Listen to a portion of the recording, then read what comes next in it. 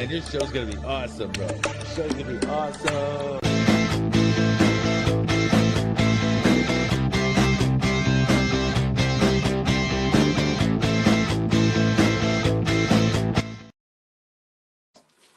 This episode is brought to you by Honeybee Funds. Honeybee is a nonprofit organization set up to help house homeless people that fall through all the cracks of other help. Homelessness in America has skyrocketed since 2020, and it's senseless in the wealthiest country in America. Outside of natural disasters, Honeybee believes there is no reason for homelessness in America. Some people will fall through the cracks because they have no children, no elderly living in their household.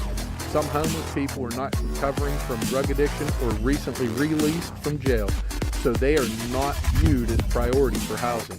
Honeybee Funds is set up to help homeless find a home, even if they have a large dog that they count as part of their family.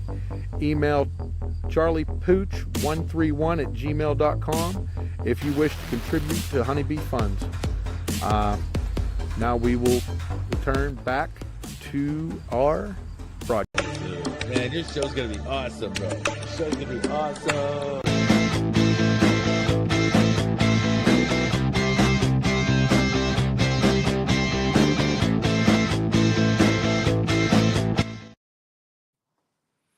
Okay, Taniscapi, how's it going, everyone? Give a little time for everybody to start joining in tonight. We have an amazing episode that we have lined up for you guys. And I'm just making sure that we have everything set up because, I have the lights set up, I have the computer set up. Things are running a little bit more smoothly today, and I'm very happy for that. And so, but I want to make sure that, hey, cool. So, sorry about that. I get a little distracted sometimes. Nobody's in there. And so we have an amazing show. But first, I want to go ahead and give thanks to all of my sponsors. We recently were sponsored by, sorry, I apologize for all this. I'm just trying to make sure everything is, because we do have a great show. And I will be, okay. I finally got my Facebook going. Like I said, it's an old computer. I plan on updating it as soon as I can. Uh, it's just, it runs extremely slow. Come on. This. Hey, I see my sister just got done say hello to me. So hello, sister. How you doing? Benita. No, sir. Okay, it's all right. Thank you. All right. So our first sponsor that we want to thank is Water Pure Texas LLC. You can find them on Facebook. You can find them. I believe they have a website as well. And what we do is we come out, we test your water, see what kind of chemicals are in there, offer solutions. So that's something that we're going to do a little bit later on. I kind of want to show a demonstration of the machine because they actually give a legit machine. They put water on a little disc and it tells me everything that's inside of it. So actually pretty cool little machine. Excited for that. As well as I want to thank peaceoflifeshop.com. So here's a site, sorry. Peaceoflifeshop.com. And I bring back again the Blue Dream. The Blue Dream is a nice one. It's a good flavor. I kind of like it. This is one of my favorite ones, but this is not marijuana. This is hemp, and it's completely legal here in Texas. And I know that people tend to, sell THCA stuff in the shops, but you want to be careful because if it doesn't have this, and this is where a little bit of the education part goes on. Okay, this little QR code right here. This QR code verifies all of this right here, and it shows the actual lab reports for it. So you get a whole detailed lab report of basically this right here, just extended out, and it has a picture of the product itself. Each container comes sealed, so that way, it hasn't been tampered with. And what this code does right here is, like I said, it shows a full lab report of, all the chemicals that are in it, or lack of chemicals, really, mostly the lack of THC. And the only way to verify this is for them to send it off to a special lab, which will then come back and say, hey, this is exactly what's in the bottle. If your shop doesn't do this, you want to be careful because that means that, the cops can harass you for it. And so our other sponsor that we want to thank is Redbones Financial. which I am Redbones Financial. What I do with people is I sit down, I go over your financial needs analysis, see what it is that you're going to be missing whenever you go to retire, or help set you up with a retirement plan. But we start off with the financial needs analysis before I show you what options are available. So that way I can see where you're at, and we can go over your goals of where you want to be when you retire. So hit me up on that. That's through Redbones Financial. And then our last sponsor, our other sponsor actually is Enchiladas Olay. So Mary, she's always been there for myself, my family, everybody. She's a great owner. We've been going to the location on Camp Bowie in Fort Worth, and it is very good. I like the food. I love it's delicious. The salad, I always get the brisket salad or the keto meal. This last time I had a cheat day and I had some of the enchiladas, and it was the Tejas one, which was really, really good. So very good salsa. Thanks, Mary, for always being there for us and helping us out. Okay. And then who else am I missing? I'm missing somebody else. We're also produced by Bell Ringer Film Productions. Thank you, Will, for all your help. And the last one that I actually want to go over with you guys is the word of the day. Okay. Because we also want to thank uh, Blackfoot Language Academy on Facebook. And give me 1 second to get it up there. I took a copy of it and gonna go to the video and comment. There we go. Because I like to, well, you know what? I'm just gonna comment as me. Sorry, usually I'm switching between the pages, but my computer is running really slow today. Extra slow. I'm not sure why, but it is. So, this past kind of holiday was sorry was Valentine's Day, and I wanted to do this word earlier, but I decided not to. I held off on it, and so now I'm going to do it because it already passed. Because I ended up going with a different word because it was storming outside. Today it is cold outside, but it's the difference. But anyways, so today's word is "gitsikamamin." Gitsikamamin, and what that means is "I love you." So great month to say it in. Should have did it earlier, but I forgot. So gitsikamamin. So that is the Blackfeet word today. So some other things that I want to announce that is coming up actually is there are a couple of powwows coming up on the first this coming weekend. There no, actually on March 1st there is the UTA powwow, which is going to be in Arlington at the UTA Mavericks building, and entry is free.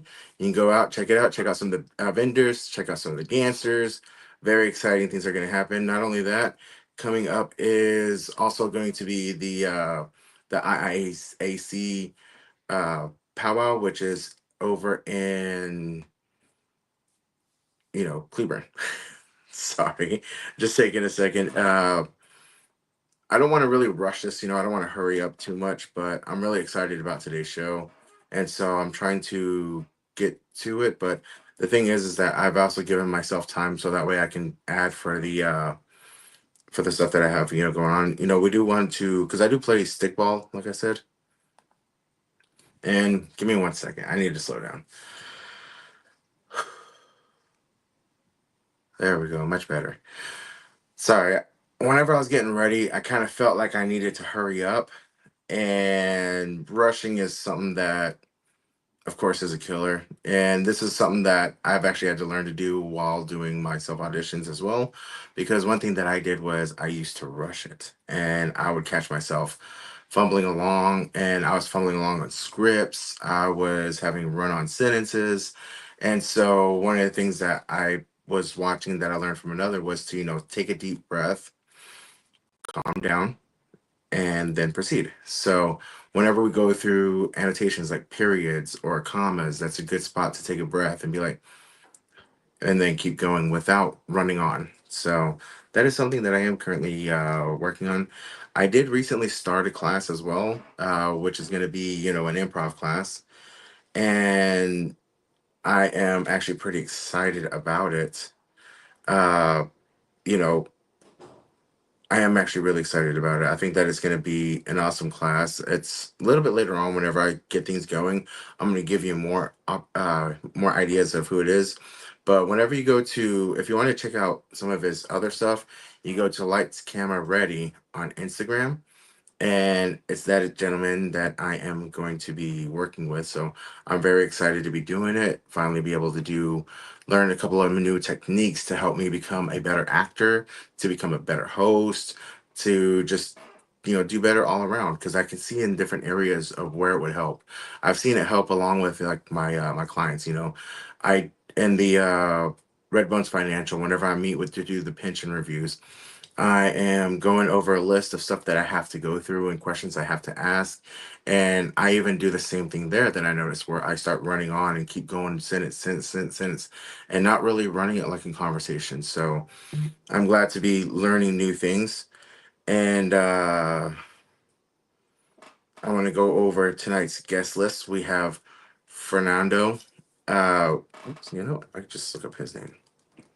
It's Fernando Mora. I met Fernando Mora a while back, and it was at a mixer, which was over at with Lions Act Productions, and he is actually a really cool guy.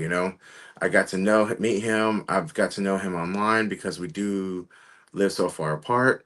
And Fernando Mora goes by as is known as the Goodwill actor. Now, this is something that I'm give him the opportunity to explain whenever he comes onto the show, as well as, he is a CEO of a nonprofit organization, and he also does a sports podcast as well. So these are all different information that we're going to find out for him tonight, and he's going to give us more information on himself. So he's going to give us a little background about himself and who he is, where he started from, because he has an awesome testimony as far as where he started and where he was whenever he was in his younger days to where he is at now, and to show some things that he's accomplished, some of the things that he's been able to change over his course of lifetime. It takes away a lot of excuses of, oh, well, that's the environment I was raised in. Well, we're all raised in a tough environment. That's the world. You're all dealing with tough things. Sure, our growing up, our childhood wasn't perfect. However, can't use that as an excuse, because that's all it is, just an excuse. If you're using that to hold yourself back, that is definitely something that you should not do, because you have control of where you go from there. And that's where, I guess I differ from a lot of people, is because I know that my past wasn't the greatest and I don't have the greatest history. However, I was able to steer it away because I was blaming a lot of people for how I ended up. However, I made a lot of decisions on my own too, which put me in those situations.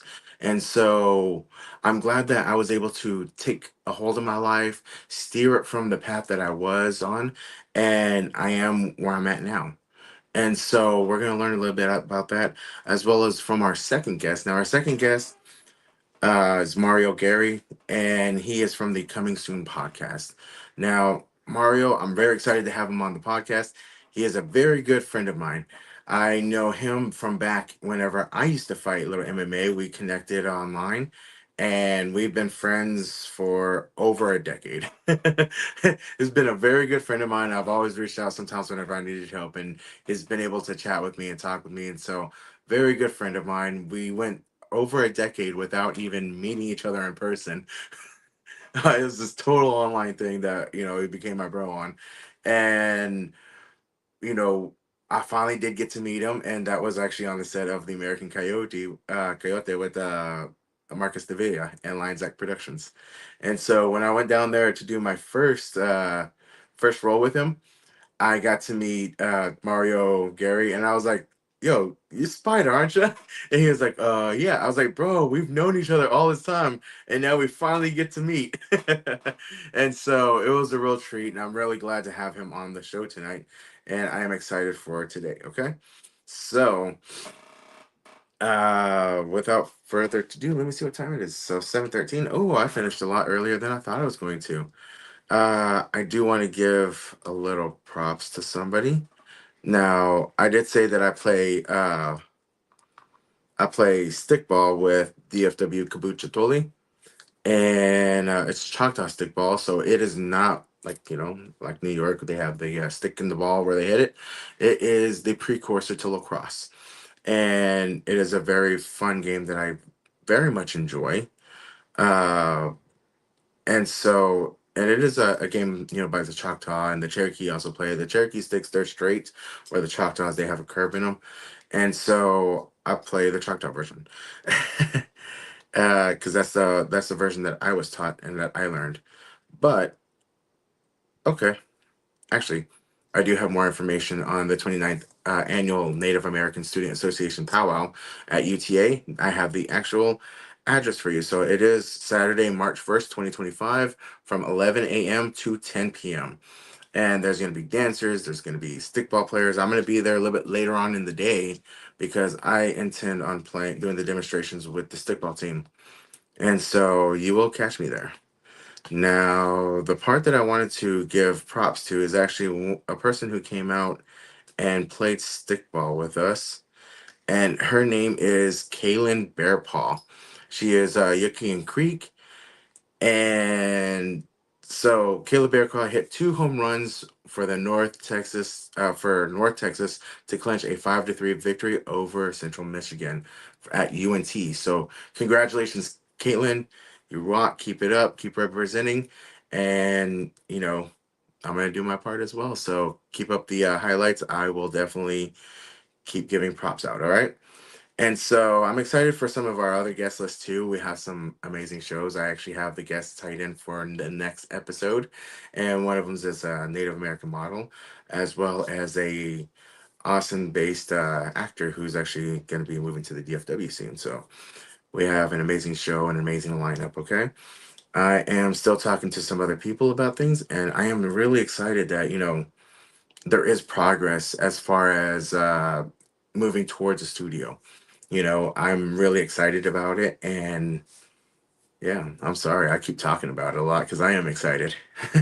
Also, this Saturday is going to be a premiere of Washington's Armor Bulletproof concept at Capernaum Studios.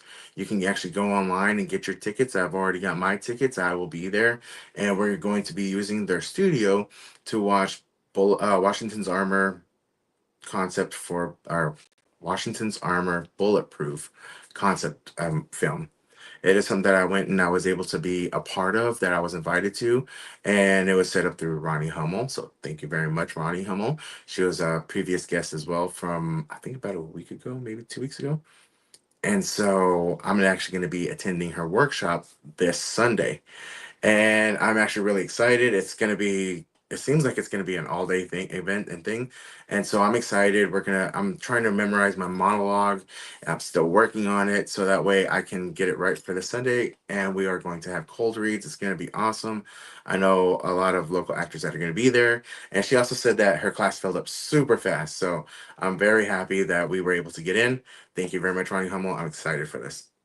My other sister is also watching too. Thank you very much. I appreciate you.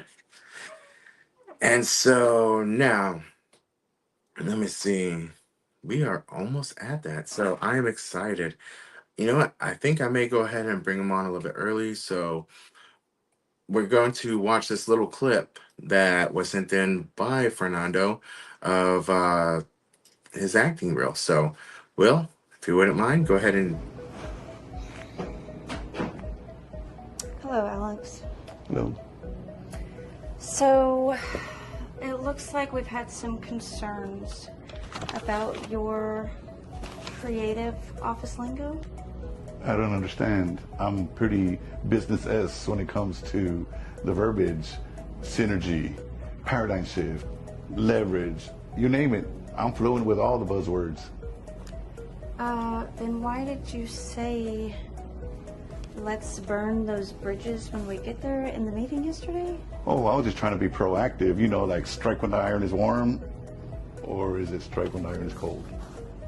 No, it's burn bridges means damage relationships and strike when the iron is hot. No, we need to think about some more positive things that you could say in the meetings. Something like break a leg. Do you know what that means? It means to have an extended lunch break, preferably with cocktails.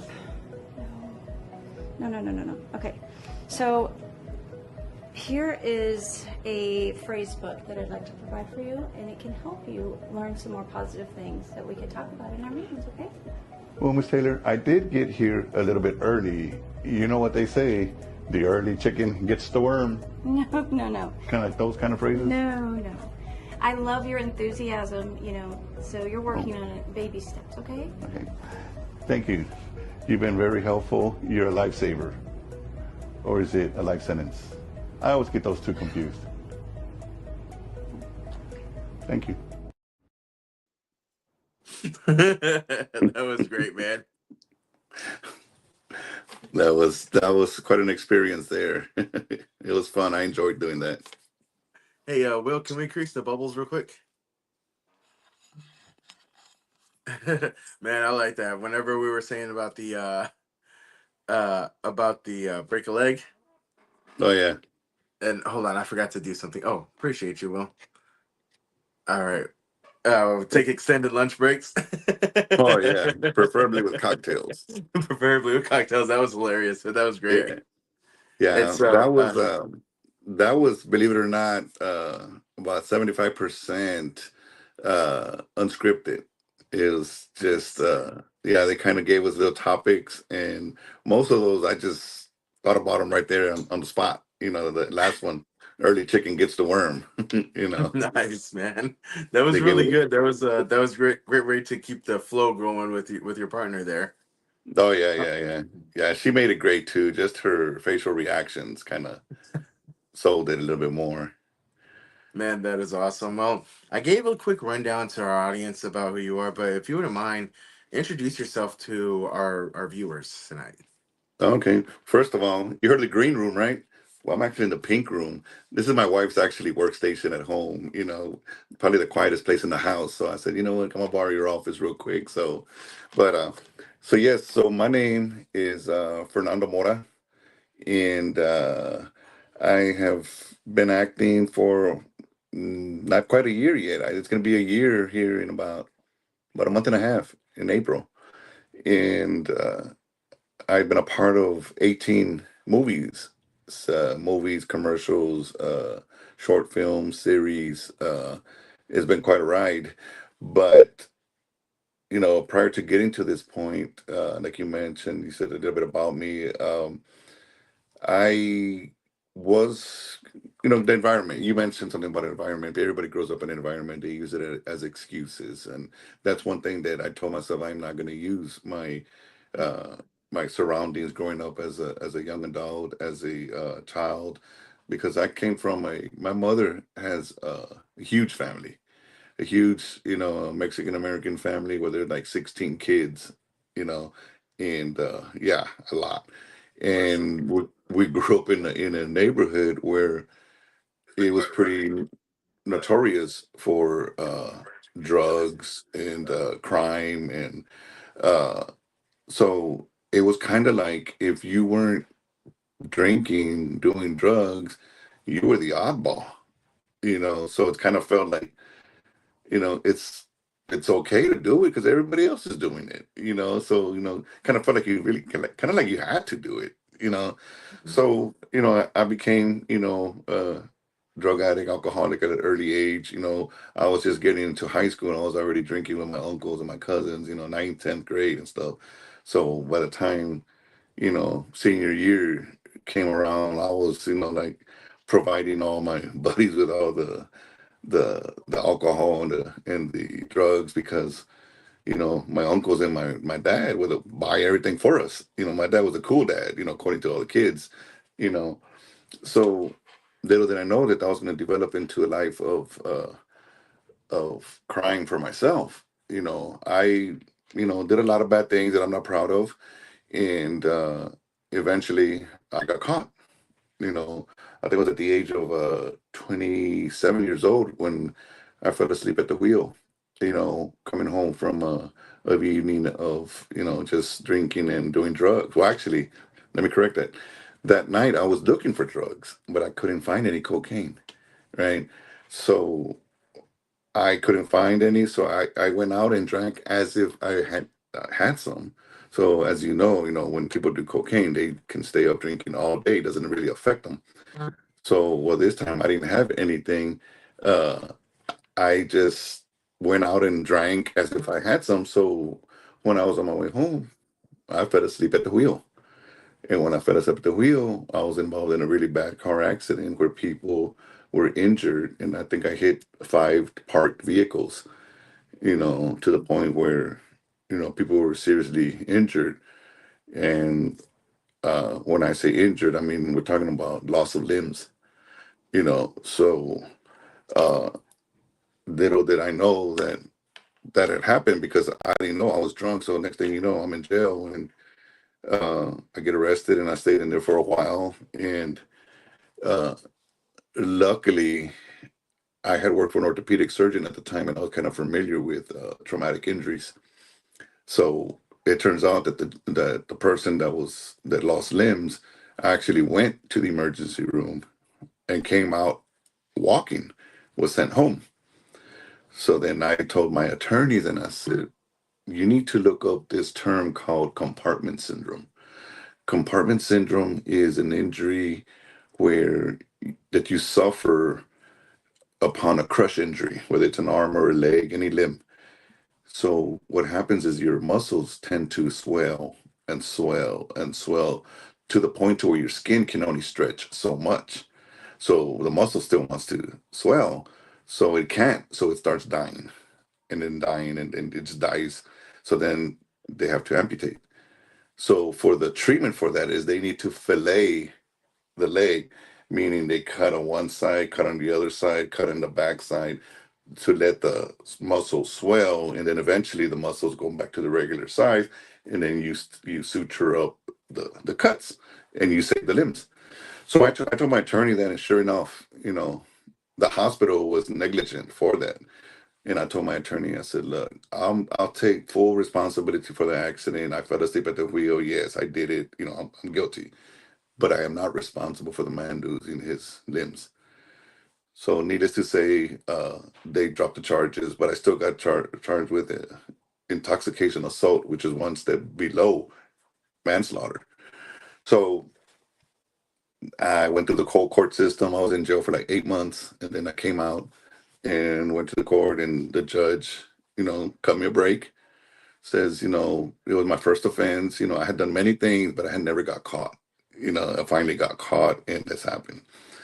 So fine, he threw the book at me: 10 years probation, 500 hours community service, AA, NA meetings. I went through work release, meaning I spent the night in jail, went to work all day, and then went back at night to spend the night there for a few months. I had the antabuse pill. I had the little machine that you put in your vehicle to detect alcohol. I had 2 ankle monitors. One was a GPS. The other one was an alcohol detector. So I had a lot. 5 years into my probation, I get caught again with drugs. And I was dating a woman that was giving me a ride home because my license was suspended. And I was already drunk. She told me, hey, can you hold this? So I put my hand out and she puts a bag of cocaine in my hand. Well, I didn't know we had pulled over to the side. So when I was looking at my hand, trying to focus to see what it was, because I was already drunk, I hear a tap at the window and there's a flashlight coming in right on my hand. And I was like, you gotta be kidding me. I didn't know we had gotten pulled over. So the cop step out of the vehicle and what do you got in your hand? And I opened my left hand, nothing. It was your right hand. It was right there in my hand. And he says, and I told him, officer, this is not even my stuff. It's hers. He told me to hold it. I didn't know you pulled us over. And the guy was kind of cool. He said, man, you should have just thrown it in the vehicle. It's her car and she would have been charged with it. And I said, but it's not mine. He goes, I'm sorry, I caught you red-handed. So here we go, back to jail. So again, I spent another, I think this one don't know, there was no what do you call it, bonding out. So I stayed there another 8 months till I waited for my court date. And went to court again, and the judge looks at me and he goes, haven't I seen you in my courtroom before? And I was like, oh my God, he remembers me. And I said, yes, Your Honor. And I said, but I'm sure you heard it a million times that wasn't my drugs. It was, and he just stopped me and said, you know what? You're right. I have heard it a million times. It's never anybody's drugs. So I was like, oh God, here we go. So Prior to that, one of my friends was a bailiff there at the courthouse. And he tells me, "It's your lucky day, Fernando." And I was like, "What do you mean?" He says, "Well, last night the Spurs were in the playoffs. It was in April of 2005, I believe. Uh, the Spurs played the Lakers last night in the playoffs." I said, "Okay." He goes, "Yeah, they played in LA." I said, "Okay. If you know basketball and you know the time, the our 7:30 game starts at 9. I mean, vice versa. Their 7:30 game starts at 9:30 our time, right? The 2 hour delay. So the game went into overtime. So the game didn't finish till 1:30 in the morning. The judge and the bailiffs were out having drinks watching the Spurs game. So by the time he got home, it was about 2 o'clock in the morning. Here we are at 7 o'clock in the morning in court. So my buddy says, he goes, "It's your lucky day." He goes, "The judge don't want to be here. He don't want to do any paperwork. He just wants to come in and go home. And if he sends people to prison, he has a lot of paperwork and stuff he has to write up. So it's your lucky day." And I was like, "Well, I hope so." Sure enough, I got in front of the judge, and the judge says, "Haven't I seen you before?" And I said, "Yes." He says, "I don't know what it is, but I see something in you." He goes, "I've never done this before, and I probably won't again." He goes, "I gave you a chance." He goes, "I'm gonna give you another chance." He goes, "But if I ever see you in a courtroom again, I'm gonna give you 10 years for your first one, 5 years for this, and 5 years for whatever you come back for, 20 years state penitentiary with no parole." I was like, "Yes, Your Honor." So I got out of there again, got by the grace of God, I got out. And shortly after that, one of my buddies, high school friends, calls and says, "What are you doing?" And I said, "Nothing. I just got out of jail." He says, "Again?" And I said, "Yeah, again." He says, "Hey, you want to go to church?" And I said, "You know what? I think I need that, brother." So I started going to church, and uh, I committed myself, gave my life to Christ. And at 2005, on October 18, 2005, he's going to be 20 years this year. And I decided, well, actually, I felt a tap. I felt a tap telling me, "Go back to school, go back to school." Because I just had a high school diploma, 15 years out of high school. I decided to go back to school. So I said, "All right." I went to my local junior college, and they told me, "Talk to this lady, talk to that lady," and then I went to go talk to another gentleman. I talked to about 4 different people. Next thing you know, I'm walking out of there with a schedule. I start next week, and I was like, "Oh wow, I start next week." Then I thought to myself, "How am I going to pay for this?" You know. So I went back to my job where I was working for an orthopedic surgeon. I told my manager, and I said, "Hey, look, I'm going back to school." They're like, "Oh, that is so awesome."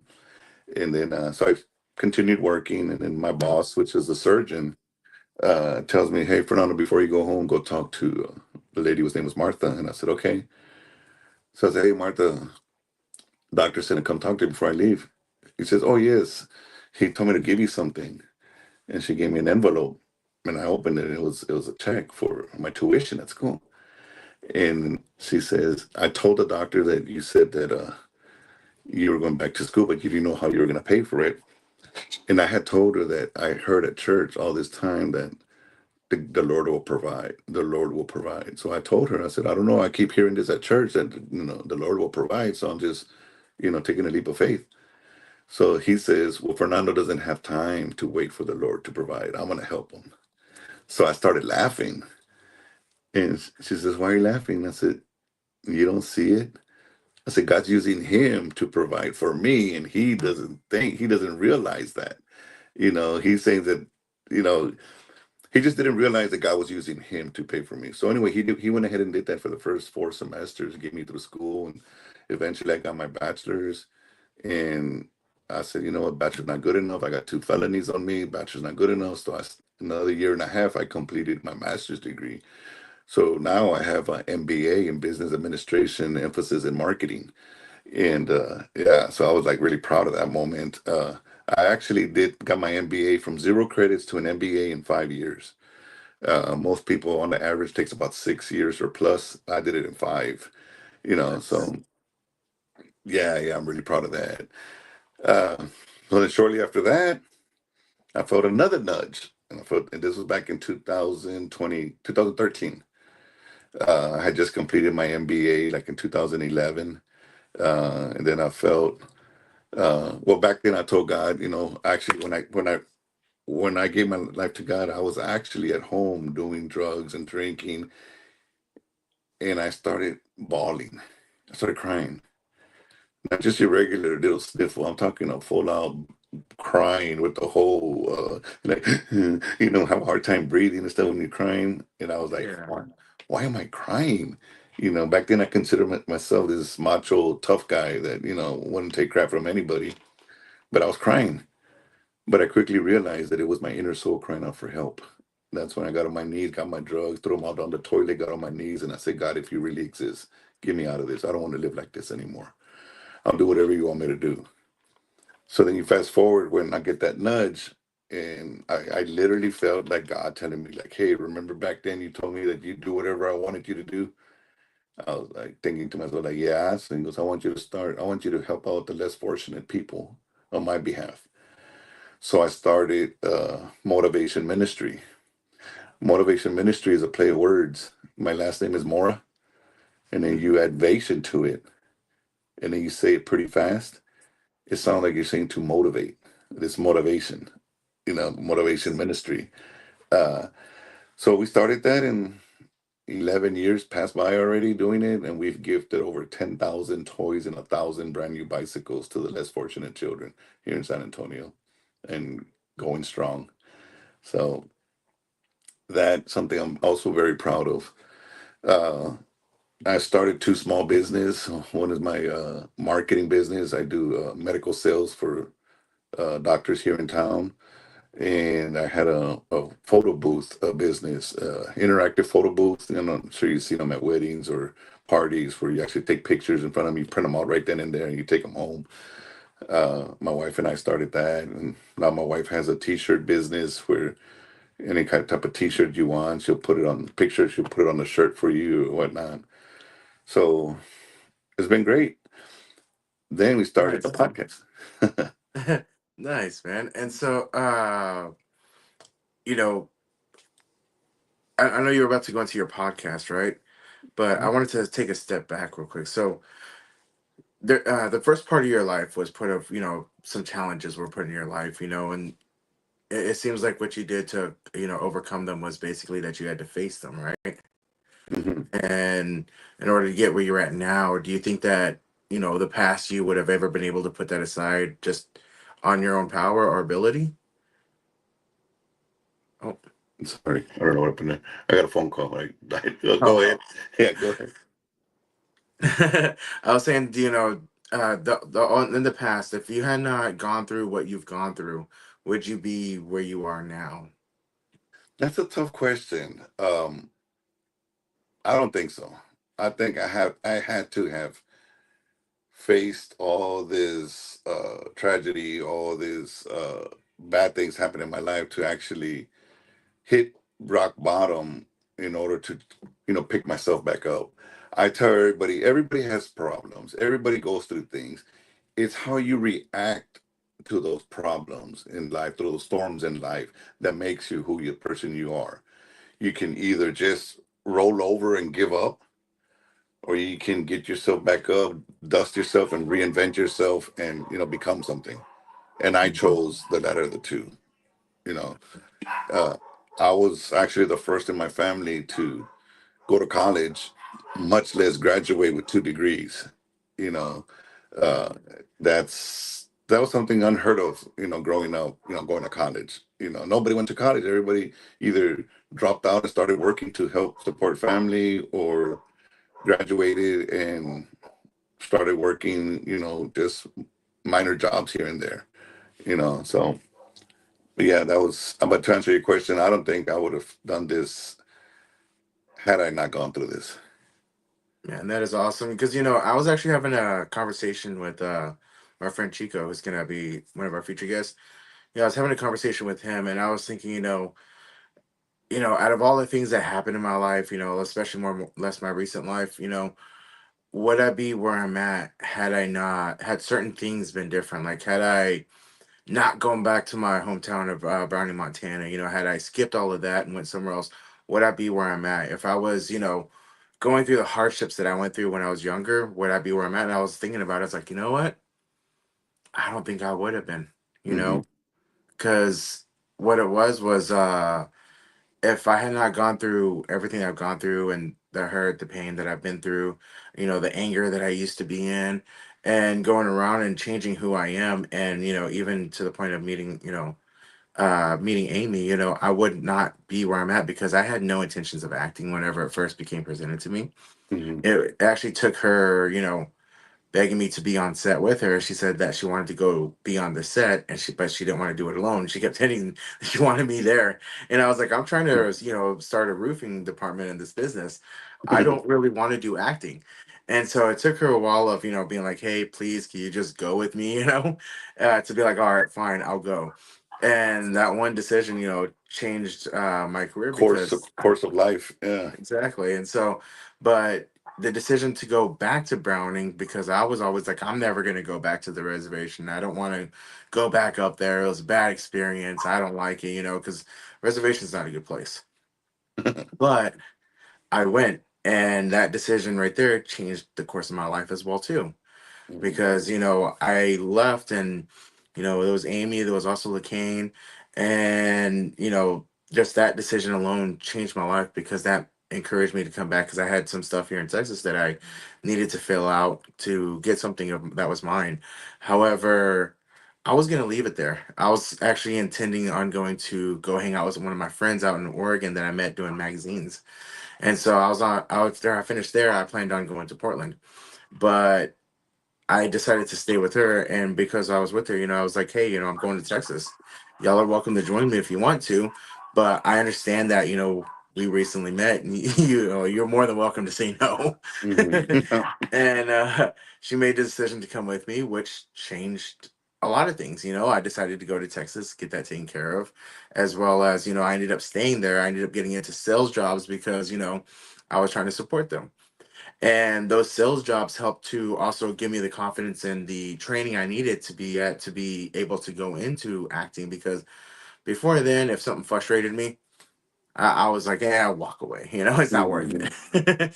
But it trained me to have thick skin. It trained me to, be able to deal with things in more calm manner. Taught me how to do scripts. Taught me how to talk to people. Taught me how to use my voice as, a tool whenever I'm talking.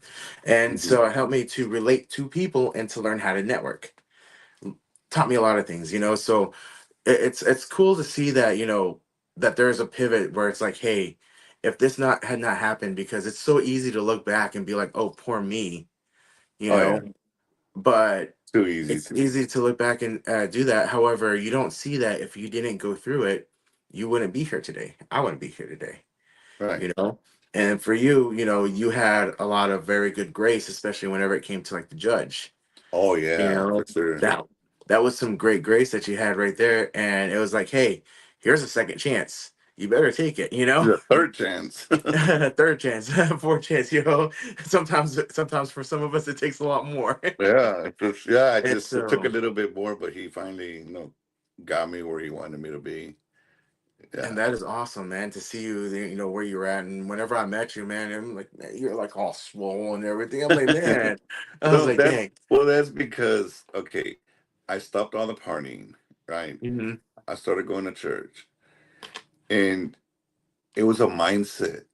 I mean, I had to keep my mind active because if I if I was stagnant, that old saying, "A stagnant mind's a dangerous mind." I should have said Hmm. it. I should have said it backwards to go back with the Rio in the beginning. But so I had to keep myself busy. So I was working, and if I wasn't at work, I was at school. Hmm. If I wasn't at school, I was at church. If I wasn't at church, I was at the gym.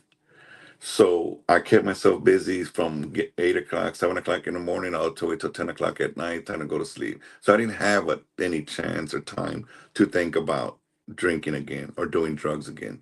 And I purposely did it for that reason. And uh, I would stay at the gym till 10, 11 o'clock at night. So working out for 10, 15 years, going on 20 years now, and I still go to the gym. I'm going to be 54 this year, and people look at me like, there's no way you're 54, because my body build, I almost got a six pack going on. And, I had 18-inch arms, real thin. They're like, dude, how old are you again? The only thing gives it away is that a white goatee here. But yeah, that's why, I stay in shape, because I made it a routine to, for my mind. Hmm. So that's why, when you met me, I was pretty buff and stuff. I still maintain. I just lost some weight, but still maintain it. But not to mention, Yeah, it's a lot healthier lifestyle. that So is awesome, man. And it's great to see that you're at where you're at now. Uh, what led you into acting? You said that you've only been acting, was it a year and in April, in in April. April? hmm And so it's been a lot less than that. So what actually led you into acting? How did you get started? Well, that's a funny story. Like I said, we have a podcast, right? Hmm. Roger Gomez, I think you know Roger Gomez from Latinx Yeah. International. Shout out to Roger. Um, he approached me and he said, because I'm a big boxing fan, he called me the boxing guru because I know so much about boxing. I just read up on it, watch YouTube, and just watch a lot of fights. So he wanted to start a boxing podcast, and I said, let's do it. So we've been doing it already for almost a year now. I think probably a year already, and we did that, and then I would help him out on his Latin International part, where he would interview uh, pretty much anybody that had a story. Hmm. And for a while there, right before we met, I think for a couple of weeks in a row, I don't know, for some reason, we interviewed directors, you know, and we interviewed this gentleman by, you probably know him, Mike Ocho Torena, Ocho. Oh yes, I haven't met him personally, but I know that JJ's done a lot of things with him, and I think Marcus has as well too. Yeah, I've been in with him a few of his movies. So he was on our show, and he says, hey, this weekend, if you guys aren't doing anything, we need a few extras to film a few scenes that we're finishing up the movie A Dog's Life, DAWGZ, A Dog's Life. It's a cartel gangster slash love story, That's and cool. it's funny. Actually, Mario had invited me to that, but I think I was actually busy on another set that week. I really wanted to go down because, I do love independent film as well, but Oh yeah, you know, I had to get paid too. So so yeah, you got to put food on the table. Yeah, so yeah. it's funny when he told me kind of like a gangster love story, and I said, "Oh, like Grease?" He says, "No, not like Grease. The Thunderbirds when he meets the girl, that's a gangster love story." You're like, "No, nothing like that." So I That's said, "Okay, great. yeah." So we went. Roger and I went, and we played the cartel goons, typical cartel movie. At the end, the good guys breaks into a castle or a warehouse, wherever the cartel leader is at, and he bang, bang, bang, bang, bang, kills about 20 dudes before he gets to the main guy, right? Typical cartel movie. So, funny story there. I I've heard, I'm sure you've heard of people dying twice in a movie, right? Hmm. Because probably different role. Well, I don't know if this ever been done before, but I died twice on the same scene. So basically, when he comes in shooting people, I'm the first one at the door, and bam, he shoots me. You don't see my face, you don't see anything. I just fall. He kills everybody else, and then the director, Brett Mauser, Brett Mauser, I don't director. think I've met him. Okay, he says, "Hold on, hold on." He started thinking. He goes, "I need the leader of the cartel goons to fight the good guy before he gets to the leader of the cartel." Uh, And everybody looked at each other, and one of my buddies, because I was pretty buff back then, taps me with his elbow, like, "Oh, dude, go!" And I was like, "Nah, I'm cool, bro. I've already been in a movie. It's what I wanted to do." And he says, "Bro, take off your shirt and go." So I said, "All right." So I like taking off my shirt. So I took off my shirt. You see all the muscles and all the tattoos, because I'm fully tattooed from my chest, my sides, my back. I'm full of ink. So Brett Mauser's eyes just get open. You come here. So I played the scene where the good guy, I take off my shirt, and I grunt, And like, come on. And so the guy comes at me and he spears me and he beats me up. He kills me right then and there. So it's a small scene. So that's the second time I die. So I die when he came in, and then when he's going about twice in one scene. So that That was was my your twin first. brother. Yeah. Well, the first time you couldn't see my face. The first time Okay. you just see a Well, black. there you go. That's a little bit better right there. Yeah. So you don't see my face, but the second time around you do. So I caught the bug. That was in April of last year. So then, I was asking around, and actually Marcos Davila asked me if I wanted to be part of his movie, or I think I asked him, can I be part of it or something? And he was like, yeah. And so I played an American Coyote myself also. I play a migrant that was actually, well, the coyote's job is to bring migrants from Mexico into the United States. Well, I'm one of the ones that he brings into.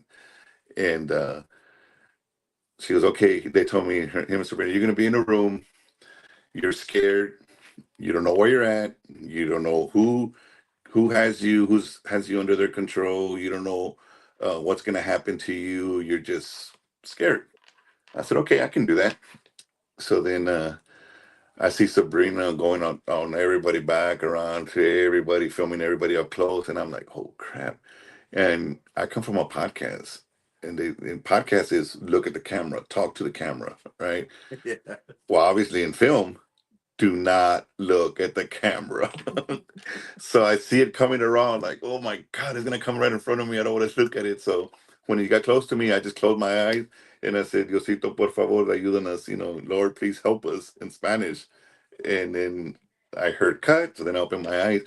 She was like, oh my God, Fernando, that sounded so cool. You look scared that you were praying, God help us, because you don't know where you're gonna be. I was like, I just didn't want to look at the camera. So I closed my eyes. And when I closed my eyes, I just prayed. So those were my actual first lines in a movie, Nice. in American Coyote. And then uh Marco, Avai Diamaco? Do what? Avai Diamaco, do you know him? I don't think I do. Okay. Then I started working with him, and he actually gave me lead role. I mean, 4 or 5 months into my acting career, I was a lead role of a short film. I think two of them. And I mean, I'm still working with him. As a matter of fact, right now we're filming Divided Loyalty. I think you saw the poster for Yeah. that. I Uh, put the poster on your ad for your episode too. yeah, I was that like, was hey, good. that is great. Congrats. I want to put it as part of it. So we'll Yeah, talk about that a little bit later on though. yeah, a little bit later. So then I also got Marcos Davila also gave me a lead role in Triumph. That was a educational video for kids in school of the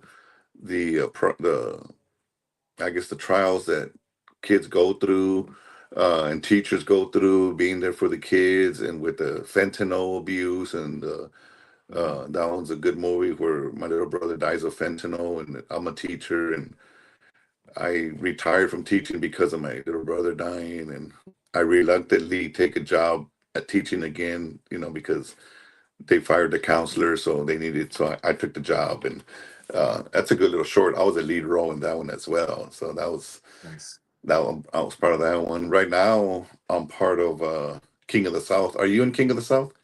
Not yet, but JJ said that he said that there's another season coming up, and he's gonna tell me more about it later on. Okay, yeah, I'm in season one. I play. Oh, funny story.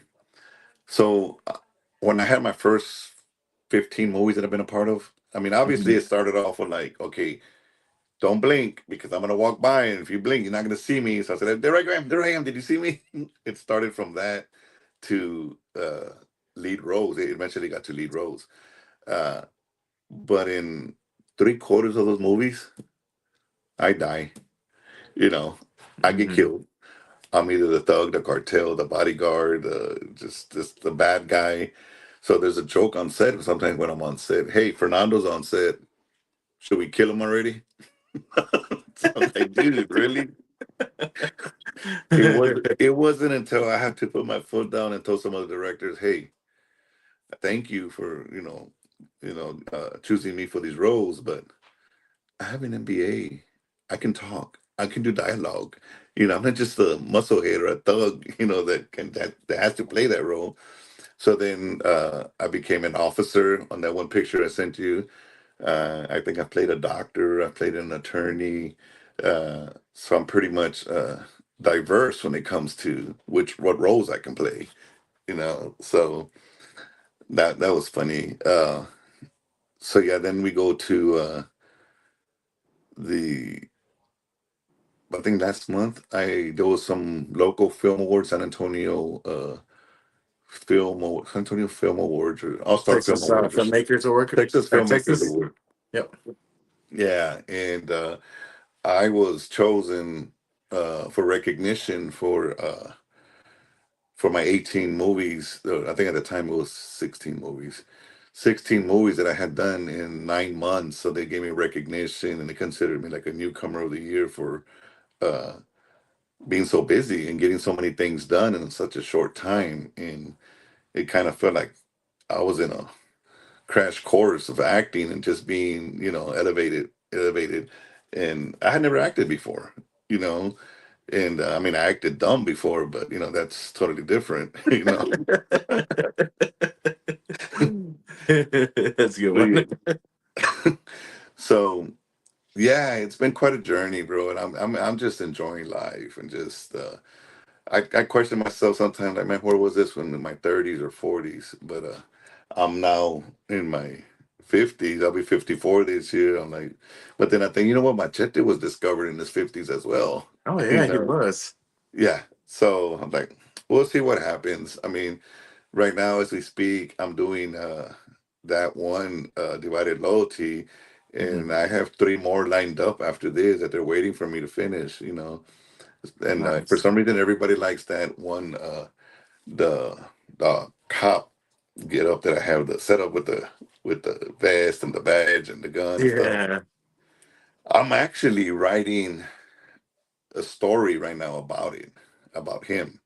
Nice. I want to bring him to the big screen, and I already got a couple of directors say, "Hey, it sounds like a good story. Let's make it. Let's make the movie."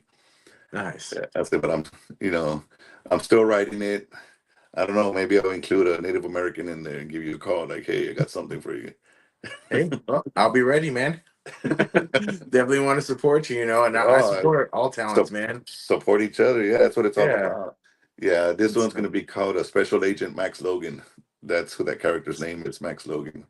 Oh, and to the Goodwill thing. yep, Uh, that's what I was gonna go into too. I was like, you have uh the Goodwill actor. I mentioned that right as I was kind of introducing you a little bit. mhm. And so I would want you to go into that. How did that come about, the Goodwill actor? Early or late last year, I met up with some producers from LA that wanted to recruit me, to be part of their little group and put me on shows and other stuff. But it number one, it was too good to be true, and I they told me, he goes, "You're perfect. Your image, your story, where you come from, where you're heading, your look, your nonprofit organization." The guy says, "I can already see it. Fernando Mora, the Goodwill actor." Because of my nonprofit, giving away Yeah. toys and bikes to the less fortunate children. And I was like, I didn't sign with them or anything, but I was like, think I'm gonna steal that name. I like it. The Goodwill actor.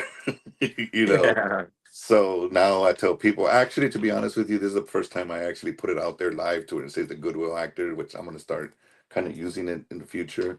So hopefully Okay. people can, relate to me as Fernando Mota, the Goodwill actor. He's been nonprofit, now he's acting and but yeah, that's how the Goodwill actor came about. So Nice, man. That is yeah. awesome. That's really good that, because homelessness has been getting worse and worse in the United States. Hmm. And a lot of people don't understand that. I mean, we we hope that it doesn't keep getting worse. However, unfortunately, it's a truth that we all face today, and it's with the way that bills are rising and inflation going along, it's just insane to see a lot of families who just can't hold on anymore and working 4 jobs. And so It's it's a tough. relief, especially to have nonprofits like yours, not for profits like yours, to give gifts, and help out with the kids, because for kids, they don't understand what's fully going on. I mean, they It's not know their that things are fault. good, It's not yeah, their fault at all, you know. and they suffer just with the parents as well. However, you know as parents of kids in that situation, it sucks for them, because they're like, man, I wish I could just provide something for my kids, a gift, a toy, something. And for not-for-profits like yours to be around, that's just a big help. And I know that everybody who participates in it or receives it is just beyond happy. Hmm. And so we thank you for that. Yes, thank you. I appreciate that. And our nonprofit organization was actually awarded an award from the White House. Apparently, Biden has an organization goes all around the country in different cities and states, and they pick out a couple of nonprofit organizations that they award recognition to from. The White House with Biden's signature on there. We got a recognition from there. The state of Texas recognized Motivation Ministry as well. For the cool thing about that is the nonprofit organization. You'll never hear me say that it's mine. It's ours. So I Mhm. consider, when I say ours, I mean all the people that helped me. We've gotten so many awards, and every time they call me and they say we're going to give a recognition to Motivation Ministry, and I say, okay, when? The time. Then I pick out some volunteers and I tell them, hey, what are you doing on this day? Well, nothing. I say, well, don't make plans. I need for you to go with me. So when they call me up there for Nanamora Motivation Ministry, I go up there, but I take some volunteers and I say, here, you accept the award. I give them the opportunity to go up there and accept the award in behalf of Motivation Ministry. And then I talk and I say, yes, this has my name on it, but without people like this, none of this would be possible. So I let them accept the award on behalf of Motivation Ministry. So, you know, I think it's only fair because I'm not the person that says it's all me. I did this all myself. No, you'll never hear that from me. It's because of my volunteers that helped me do this, because it takes an army to do this, you know. Mhm. So I give everybody the recognition, and I say our nonprofit.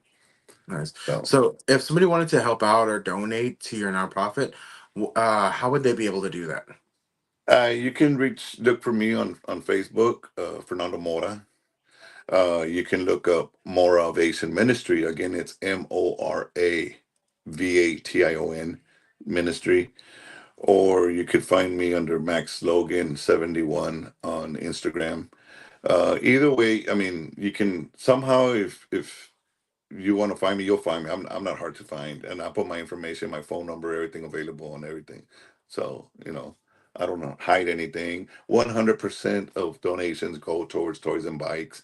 Uh, like I said, I've been blessed to have what I have, so I promise everybody that donates, look, I don't think I've been around 11 years.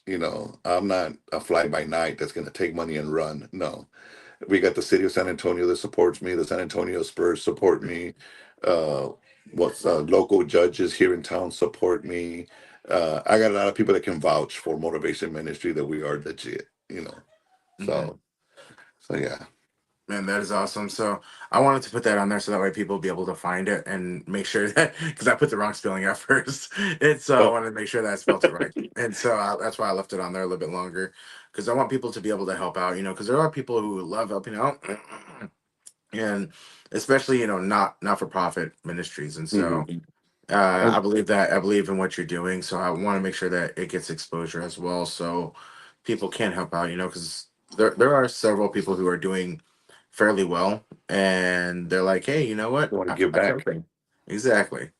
And so, like I said, it's very appreciative what you do, because there are families struggling, and having, again, more motivation ministry Mhm. around, I know in San Antonio area, is at least helping people and helping parents. So, very appreciative, especially, because we've struggled with low income. Even my family growing up, we struggled with low income. At Same one here. point, Same you here, know, brother. at one point when we first moved to the DFW area, we were living out of an Oldsmobile, you know, Mhm.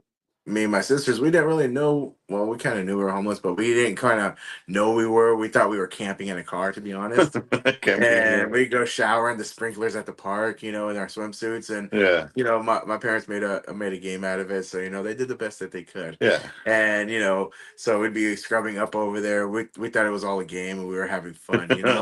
Yeah. But we know that it was also a major stress on them because they were trying to, Gonna make ends meet here, yeah. yeah, and so which they have, they've moved from where it was back then and all the stress to now they have a business of their own. My dad who raised me since I was two, he has his own construction company now too, and he does a lot of renovation work, and Oh, okay. so people are in control of their own lives, just like you were able to pivot from where you were and change your decision making, change your mindset to where you are now, to where you're able to be, start being successful like the way you are now, and being able to Mhm. give back and help out, which is amazing. Oh yeah, for sure. I totally agree. And then not only that, you've been acting now for almost a year, and things kind of switched a little bit. That's kind of cool. Yeah. But you're able to be where you're at, which is, I'm really happy that I did get to meet you, because I've gone down there for the mixers for Lions Act Productions. Marcus is also the first person to give me lines too, and which Yeah. was in the American Coyote as well. And We're actually in the horror movie Legend of the Donkey Lady together. The yes, same, we the are in same that one as scene. well too. Yeah, I forgot about that. We're together in the same scene. Yeah, that I'm the was first fun one. too. Again, I die in that movie. First one to die in that movie. That is, Hey, I what's died. funny is I didn't die. You didn't? How did you get away? You're gonna have to rewatch it again. Oh, you don't, right? Yeah. So for those who don't know, you can actually go to YouTube. Sorry, you can actually go to YouTube and watch Marcus Davila's Legend of the Donkey Lady. It's on YouTube. You'll see me. You'll see Fernando. Huh? Yeah. Yeah, I gotta It's ask Marcus about that. I gotta ask Marcus about that. How come you didn't die? ancient indigenous secrets. I'm just playing. But and the American Coyote, I was actually supposed to come down and do one thing that I understood I was supposed to do. And whenever I got there, it changed. And so then I was supposed to do something else. And I'm not giving any spoilers out, but Yeah. it was there was a dialogue between me and one of the lead actor in the movie, and he kind of had an idea more of what the scene was going. I came in and I kind of jumped in and was given a general overview, kind of like how you were on the other role, and you know I just kept flowing with him. And for me, I had to kind of maintain, um, I had to maintain character. And so while I was Chico, can you close the door, please? Chico, can you close the door, please? Thanks. Sorry about that. But you know, I had to maintain a character. So I was like, whenever some of the breaks were taken, I was like, no, no, thank you. I need to maintain my mindset that I'm in. And so it's been pretty cool, and it felt really good. He told me that it looks really great. And I can't wait to see whenever it comes out. I know that he's putting some finishing touches on it, some last minute scenes that he's putting together. And I know that he's getting ready to release it, which I'm pretty excited for because I'm excited to see you in it and see your role. Oh, did we lose Fernando? Hey, Will? Will. Sorry about We that. did lose Fernando. All right, give me 1 second. Let me see if I can bring him back in. We are almost gonna be. He may have received their phone. Pretty girl dog bed out of it, Dorothy. But for anybody who's curious, if you go over to Lions Act Productions on Facebook or Instagram, you can keep up to date on some of the projects that they have coming up and that they'll be coming out with. And so if you want to contact them to audition for any of the roles that they have, just go to the Lions Act Productions page that's monitored by them, and they'll be able to get to your message. Okay, that is the person. So whenever I share, because I do share casting calls on my page, always go to the owner of the post or the person that says that is the one doing the casting, and chat with them because they're gonna ones being made the last decision. I'm just relaying a message, and so. Am I moving too, or did I freeze as well? Sorry, I'm watching the live stream on my page, and it looks like I froze too. 1 second. Oh, You're okay. I'm moving. still going. You're doing fine. Okay, I was just making sure. I hit the reset on my page. I think I may have just disconnected from the internet for a second on my laptop. So, but anyways, is Fernando back in the guest waiting yet?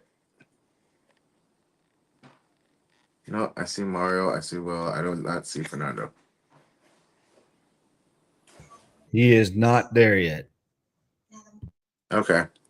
So, man, that kind of bites a little bit because I wanted to have his little outro going for us as well too. Uh, you know what? Thanks, Fernando. We have about 10 more minutes, man. If you could still jump back in, I really appreciate it.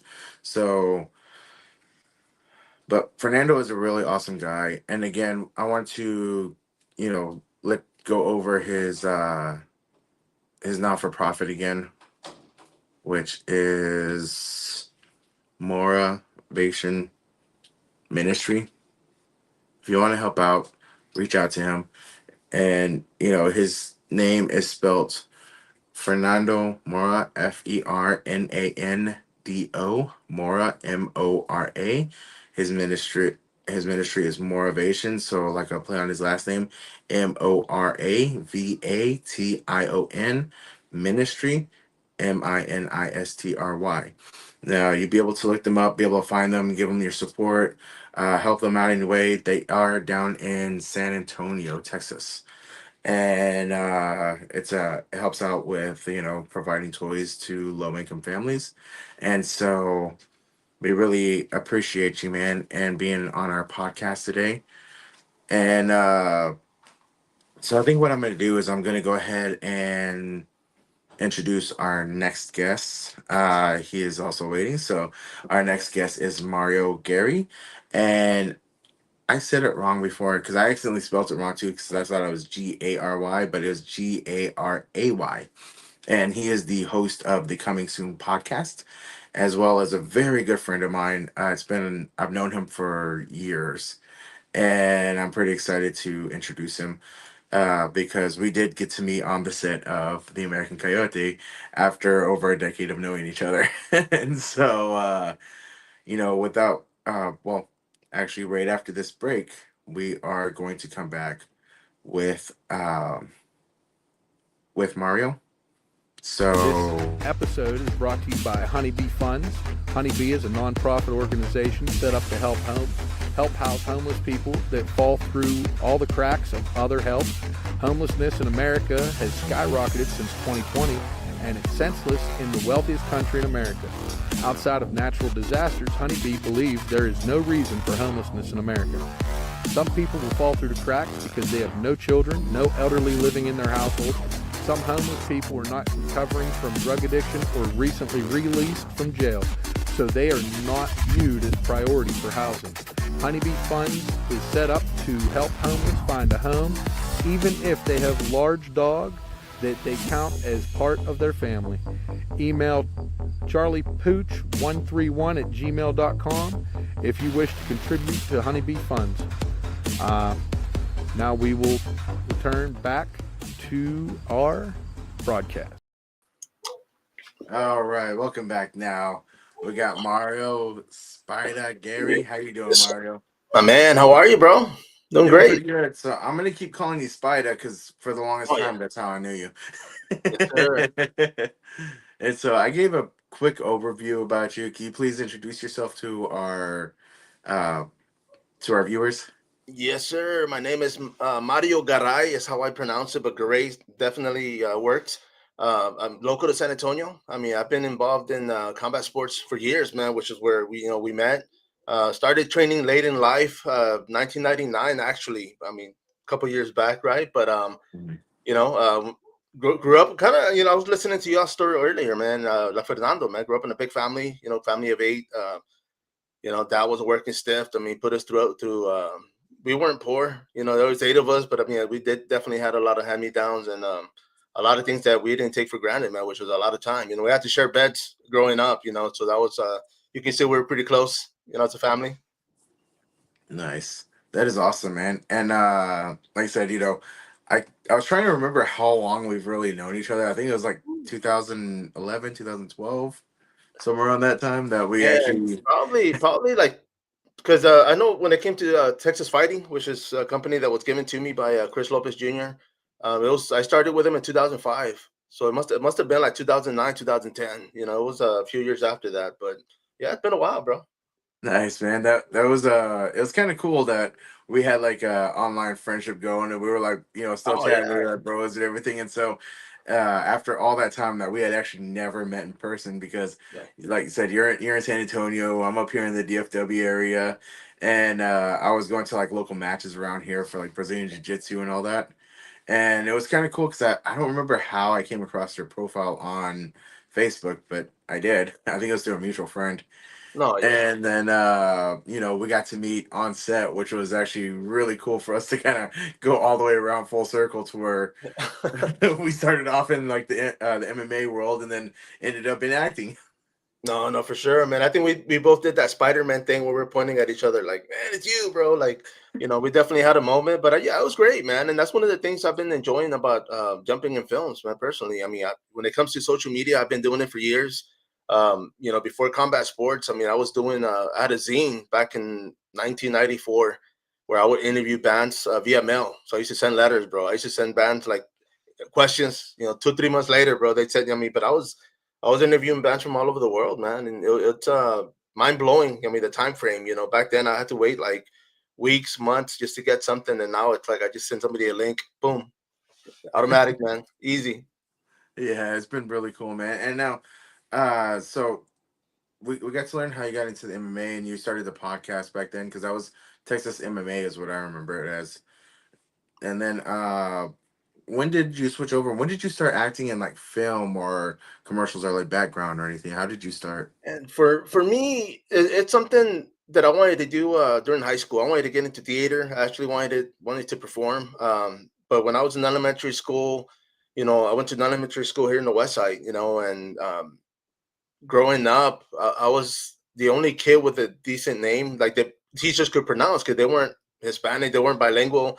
But Mario, man, they could pronounce it, right? Everybody else had names like Timoteo, Florentino, so all these plays, man, they were like, "Hey, well, Mario, we're gonna put you up front," and they would change the name of the song, like Old McMario, and you know what I mean. So I was like in the front, and man, it was nervous, but I would go, man. I was just like in shock, But that's kind of where it started, and I liked it. I mean, I don't want to say back then I wanted to be an actor, but I was like, man, that was pretty cool, And I mean, Mhm. watching movies growing up, because we lived in a big family, man. I mean, for me, we didn't have cable early in the early '80s, so everything we would watch was black and white. The Twilight Zone, Alfred Hitchcock. Once we got cable, we started watching all that cool, the cool stuff, man. But yeah, I just high school I wanted to do theater, but I was too shy, bro. I didn't want to jump in there, so I took myself out. I jumped in photography, and turned out I needed a camera, which I didn't have, and I didn't have the money to buy one. So I got out after a week, and I didn't start doing photography till years later, man. When my buddy Chris Lopez asked me to help out with Texas, it was TexasFighting.com, which was the one that we ran. But yeah, we covered Texas MMA, combat sports all over the state, man. Man, that was cool. I remember seeing a lot of your footage too, and I do remember you did come up to the DFW area sometimes, but I don't remember what I was doing. I was kind of busy at the time. No, but yeah, because I think we would always miss each other because you'd be somewhere and I'd be in Austin or I'd be somewhere else and I'm like damn but yeah, man, I mean it was bound we were bound to cross path, bro, but of course it happened with with acting. So I'll take it. I know, right? That was awesome, man. Now, what was the? Now you said that you did a scene back in when you were back in 1999, right? Was that your first like I guess professional acting job or? It was well, I'll say this, man. Like I jumped on stuff throughout the years. Nothing that I have recorded, nothing that I ever kept. It wasn't like it is now where people like send you reels and but I was supposed to jump on Squared Circle, the MMA movie that came out in Austin. I didn't go. I was supposed to play the media guy, and I didn't go. My kids wanted to spend the day with me, and I went with them. No regrets. But I was supposed to be on that. I was supposed to be an extra on the Selena movie. I was supposed to be an extra. I was supposed to be in the REM video back in 1999 here in San Antonio, man. It actually videotaped here on the off I-10 and Fredericksburg Road. But on that one, my friends didn't pick me up, man. They went. I lived out of district, so I lived far. I'm not gonna lie. I lived out of district, so they were like, "Man, we didn't have time." They went straight over there, and I was upset. But throughout the whole video, like they didn't come out either, man. So that was karma. Right. But Man, that is cool. So let's talk about your actually your current podcast, the Coming Soon podcast.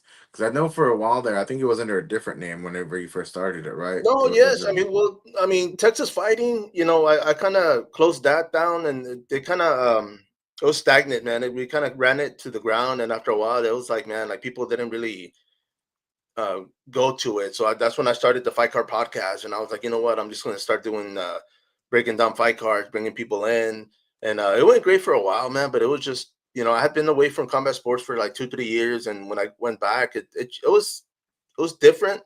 I didn't know a Mhm. lot of people. I knew everybody that I knew from back then. They're all coaches now, and they're all like, "Hey, you know what?" They had students, so I was like, "Okay, cool, man." But I still dab on that, man. But it's just I got burned out. I did. I did Mhm. a lot for. I mean, Texas Fighting, bro. Like I drove all over the state. I'd go to Laredo, drive back. I'd go to Dallas, Mhm. drive back. Houston, Austin. Just got tired. I used to go to seminars, which I enjoyed. It was a great time. I mean, I got to meet a lot of people. For appearances. Interview, hang out with Boss Rutan. I mean, be next to Dana White. I mean, you name it, bro. It was just crazy. But yeah, man, I just burned out. And when this started, actually, my buddy Braxton, who's actually a professional fighter, man, he's doing bare knuckle boxing right now. But he was on my Fight Card podcast.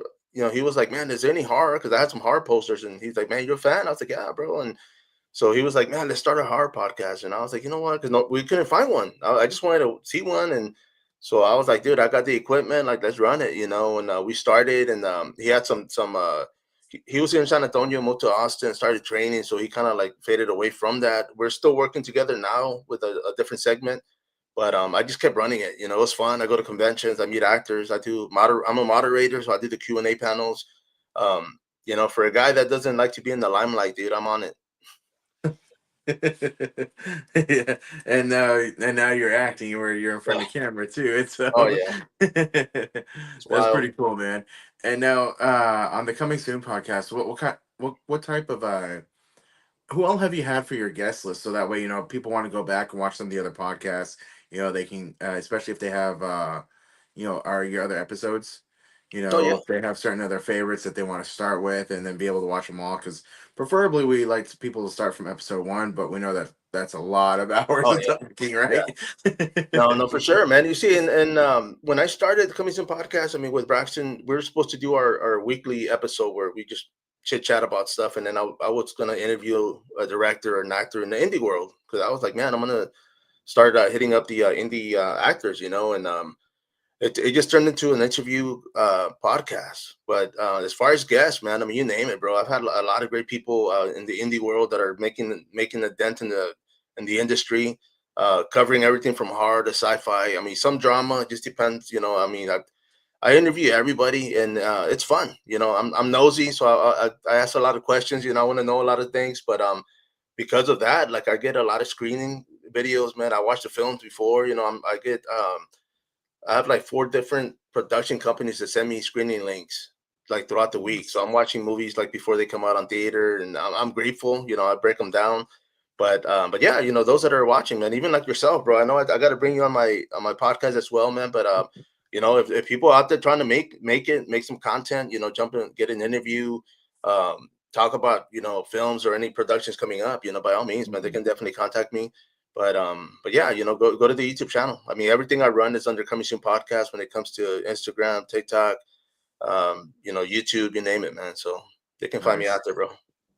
That is awesome, man. And I just wanted to make sure that everybody knows about it. They can give you a follow. They give Yes, you sir. like follow your progress as well, Oh because yeah. you started up too. You started off a while back, and it's really awesome to see where you're at now. No, And it's been you've always been, way up there as far as I consider. Even back in the MMA days, I was like, man, Mario's pretty awesome. He knows a lot of people. I saw all the photos that you were taking bro. and Like, stuff like that. I I was mean, like, man, that is you badass. see, and that's what's crazy because people are like, man, how'd you take a photo with Randy Couture? How'd you go, Cain Velasquez? And I'm like, dude, they invite me, bro. Like, I just knew a lot of people within that did photography, video, and that's kind of how I got my foot in the door because we're media. So it's like better than VIP, man. I'd be out there hanging out backstage with the fighters. I've been on TV like during fights for Bellator, for Strikeforce, for the UFC. I've been K-side. I mean, it's been a wild ride, like I said, and I mean, no regrets, man. I enjoyed it. It's just it made its run, and I still dab on it, like I said, but it's not. I don't push it as hard as I used to, bro. Yeah, no, I got you. That it seems like there's a lot of different podcasts coming out now Oh yeah, that with a heavy focus on MMA. And so, I mean, like you said, it definitely did. It ran its course for you, which yeah, was really great avenue for you.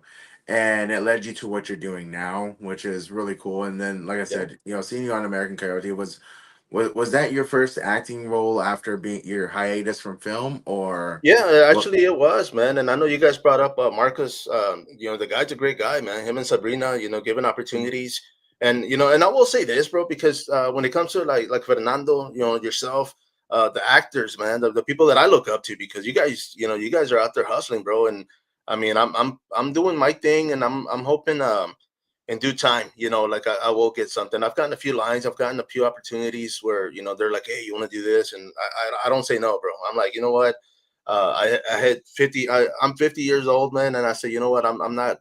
I've said no to a lot of things in life, bro. I've said no to, from going outside the country on a vacation, jumping on something just because I didn't want to do it. I was like, it's not for me. And now it's like somebody's like, hey, you want to do this? I'm like, yeah, bro, let's go.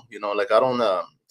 And it goes back to combat sports. I've been at events where the promoter's like, hey man, you want to interview somebody real quick, intermission, and UFC fighter, and I'm like, yeah, dude, let's do it, and it's cool, because I mean, I know a lot of things. I know as far as like information when it comes to combat sports or anything, bro. I mean, if I'm around it, I know about it, so it's if somebody's like, hey, you want to do this, I'll run it, and I don't get nervous anymore, man. Yeah. And this is actually from Will, but you look great for 50, Hey, bro. You really do. I telling you, didn't bro, I'm guess that telling when you. we met, I still No, thought you were a lot younger too, whenever we oh met yeah, in person. yeah, yeah.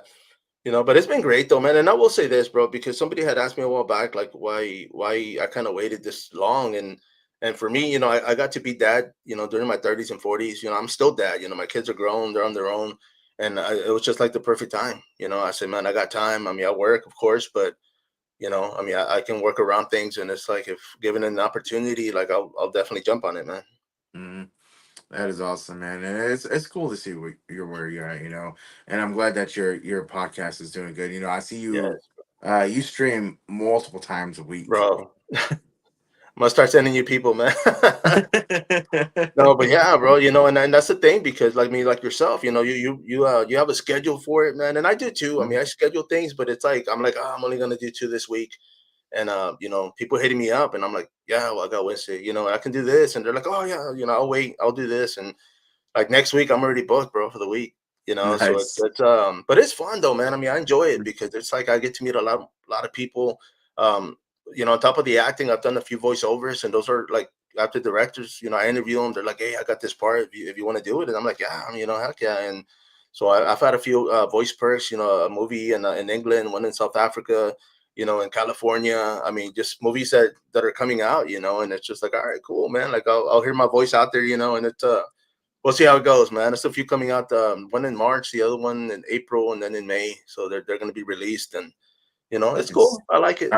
are you able to say the names of the one coming out in at least March? Because I know that one's coming up soon, and Yeah, so that one actually is in California. It's called Bears on the Ship, and it's kind of like snakes on a plane type thing. But there's bears that are getting transported, and the director, man, he actually posted he had like a big old billboard out there in his hometown, and he's like, hey, the premiere's gonna be here. You want to come? And we'll see, man. I mean, it'd be cool. I just have a voice perk in it, but it's just like it'd be cool to go, man, just to go and hang out and network and see who else I meet, because one of the things I like about this is that there's so many opportunities out there that if you go somewhere not expecting anything, like anything can happen, bro. They're like, hey, we need, whether, and that's the thing, even if it's behind the scenes, man. I've done the boomstick with Marcos and Sabrina. I mean, I've helped with lighting, I've helped with the BTS. Like I'm blessed and I'm grateful. So every opportunity, man. oh, for sure. And most of the actors that I talk to, especially those who keep moving up, they all do something else other than just Yeah. act. They try to help out, make yourself valuable. And that seems like something that you do really good at, hey, I'm here, I want to help. If I don't know it, I'm gonna learn it.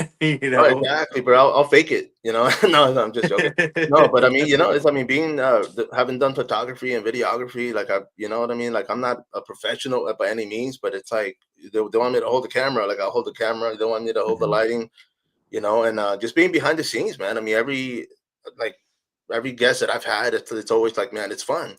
You go back there and you're like, wow, you're watching the magic happen. It's smaller scale, of course, when it comes to like indie films and whatnot, but it's just like there's so much creativity, bro, that's kind of what gets me, because growing up, we weren't poor, but it's like we didn't have a lot, man. And I remember growing up, like we used to have to make our own houses, our own cars. We had like a action figures, but we didn't have the vehicles, so we had to like use our imagination and just go wild with it, and that's I'm glad that happened because it got to do a lot. Oh Yeah. yeah. Yeah. And so yeah, I totally believe that, man, because that's something that I do too. I try to make myself valuable. There was one of the sets where I was on that I'm one of the supporting characters for, and we made a concept film for it. And whenever we were over there, all of us, we could have waited in the trailer till it was our turn, or we were all hanging out in the same area, but we were like, hey, does it feel awkward to be separated from everybody to you guys? And they're like, yeah, it does. Yeah, And let's go so we hang went out. out, we joined everybody else, and we're like, hey, how can we help? And so, again, boom mic, other stuff like that. Yeah. And so, uh, but I got a little bit more involved in it too because I have joined the writing team as well. Yeah. And honestly, I haven't written anything in like years. It's been a while. And whenever I jump back into it, I was like, man, I'm probably gonna do horrible. They told us, to use Chat GBT for outline. So I did that. Yeah. But whenever I read it, I was like, I don't like what I read. And so I used the outline that it had Yeah. and I just changed everything inside of it and just rewrote the whole thing. And I was like, Damn. that looks a lot better. Dude, that's great though, man. I mean, because I know I write a lot too, man. Like during high school, I used to write a lot, bro. I mean, I had a reading class that I just I would get a notebook and just write. And a lot of them were poems or they used to rhyme for some reason. I grew up listening to hip hop, in the 80s, and I still listen to it now, but it's I had a buddy of mine that I went to high school with, and he was in a punk rock band, garage punk band, and he saw my book one day, and he's like, "Man, what's this?" And I said, "Bro, just write." He's like, "Can I check it out?" I was like, "Yeah." He kept it, and like 2 weeks later, he's like, "Hey, man, we're gonna go jam out, bro. You want to hang out?" So I was like, "All right." I was a skater, so we skated, took our skateboard out there, and they start playing, man, but going at it, and they're singing, and I'm like, "Dude, that sounds freaking familiar, bro." And they turned one of my poems into a song, bro. And I was just like, "Oh, dude, that's freaking wild," And I was like, "Damn!" It kind of motivated me because I was like, "Man, like, I mean, I knew they rhymed for the most part, but it was just, I mean, punk rock, bro. It's about politics and Yeah. life and just, I mean, being young and angry for no reason. I don't know why we were so angry, but but yeah, I still write, and I'm actually there's a short, not a short film. It's actually a film, but it's a fan film that's being recorded now. I think they started this past weekend, but I wrote some concepts, so I got some writing credit on that as well. But you Nice. know, and that's kind of what's cool, man, because I do submit a lot of writings, you know, and I just kind of like, man, I got so many ideas, like everybody, bro. I got so many ideas, and I'm like, man, I have a coworker right now that you know he's wanting to do film, and I keep giving him little ideas, like, dude, what about this? And he's like, dude, that's good, bro. Like, can I Nice. use it? And I'm like, yeah, just put me in a movie, bro. Give me Well, something. that's actually going to be my next question. I was like, is there any plans of writing your own main character coming up? There's there's one that I would like to do, and it'd be more of a fan film. But I love. I grew up watching, reading comics, bro. I used to read a lot of those what if, you know, like concepts, like a Yeah. lot of mashups, you know, like the Hulk meets Captain America or whatever, you know. And there's one. There was an event that happened when I was in high school, bro. I stayed late at my friend's house. It was a Friday. His older brother got there drunk. I was supposed to spend the night, and he's like, "Man, get out of here." He ran me off, bro. It was like 11:30 at night, and my buddy was like, I know that fool was awake, bro, but he wouldn't move, and I was because his brother was like pissed, dude. So I was just like, all right, dude. Like I got put on my shoes and I took off. Mm. Um, I was like far away from home. Like I was like, damn, I'm just gonna catch the lineup. I skateboard down to this gas station, like right there down Jerry McMullen, and I ended up getting jumped, dude. I got jumped by some gangbangers. It was freezing cold, dude. It was so freaking cold that you know the car pulled up. There was like you know 6, 7 of them in the car. They took off, and I'm like, all right, cool. They come back around, and you know I kind of look over because I was like, man, let me see if the store's open. I was gonna go back in. When I look, I heard the car door open. When I look back, he just popped me. Boom. I stumbled back. You know, I kind of like I got up, I dusted myself off, and I look, and he just jumped in his car and took off. And he's like, "Thanks," you know. And I look over, and he took my skateboard, bro. That's what hurt the most. You know, I could take the hit, but there's a story on that I want to do, and I would be like a fan film comedy, but I Mhm. have something on that I want to write, and we'll see, man. You know, I have a camera somewhere, man. I'll videotape it myself if I have to, bro. Well, let me know, man. I'm more than willing to help you out. Actually, what we were talking about high school earlier. What I did in high school was I was part of the AV Tech Club. Nice. And so, I used to do the camera work at the or not the baseball, the basketball and the football games. Because when I was earlier in school, I did play. Right. However, around my junior year, I had to have surgery, get metal taken out of my ankle, and so I couldn't play my Dang. junior year, and chose not to play my senior year. But during that time, I joined the AV Tech Club. It was kind of new at my school, and he taught us how to use the camera. He taught us how to follow the ball, how to do a basketball game. So kind of zoom in when they're over here, pan out, or, zoom out, follow along, follow the player. And so I have training in camera as well. That's what it was. And then I learned how to write later on, Nice. and that's whenever we did like the Goatman prophecy. And so it was all in high school. But if you need help, man, I'm more than willing to help you out if I can. Okay.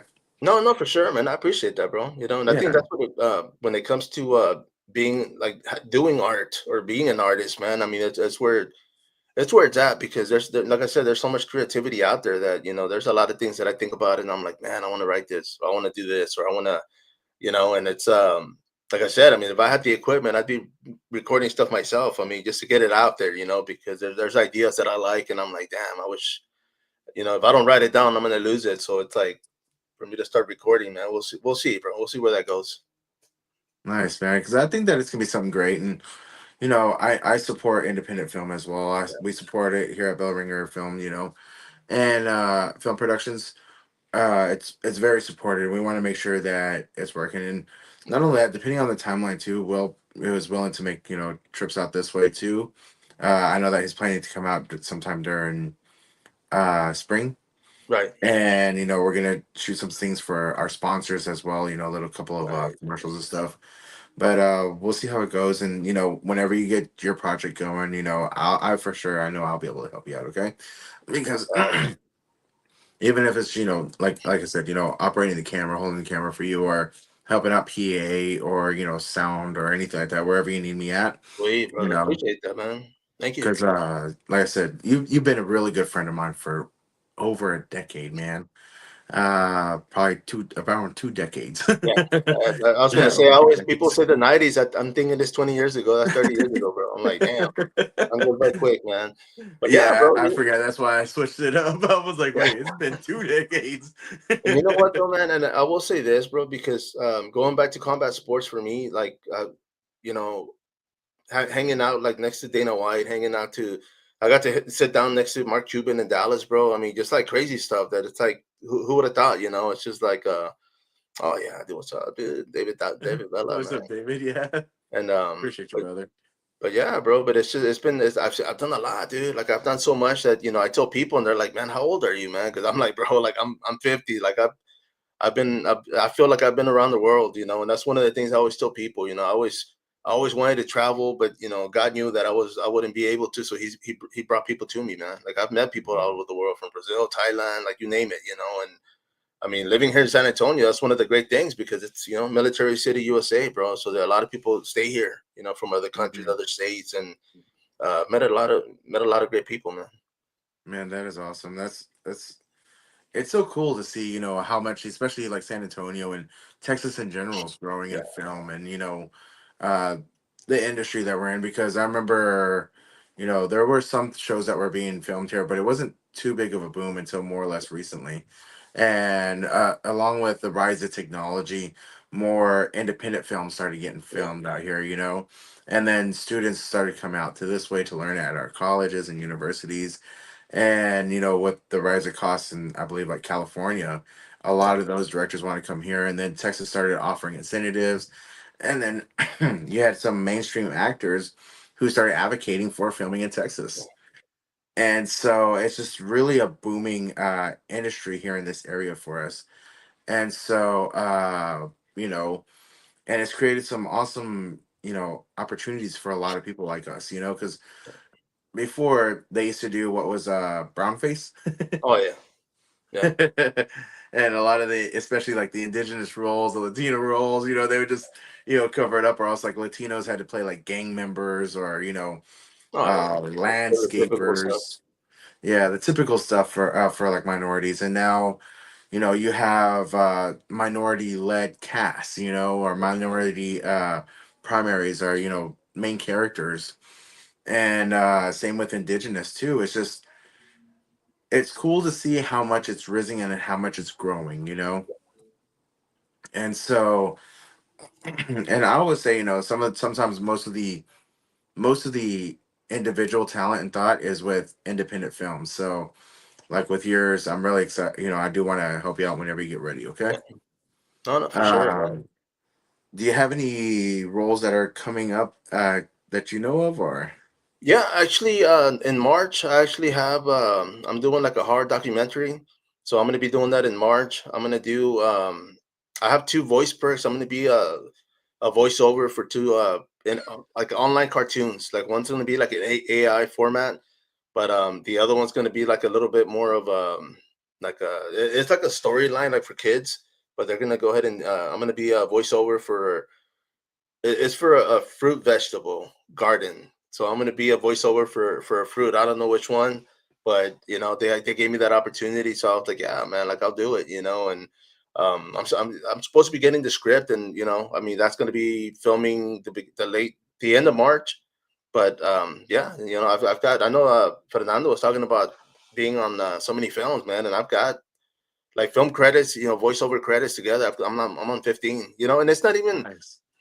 I mean, obviously, we want the experience, we want the practice, so that's kind of what I'm getting with it, But it's just at the same time, it's like I don't want to be like, hey, I'm gonna do 100 this year, It's like, nah, bro. Like I want to eventually, like, yeah, once I hit like 25, like I'm gonna slow down and just kind of pick, like, hey, okay, you know what? Let me concentrate on this or this role, or because.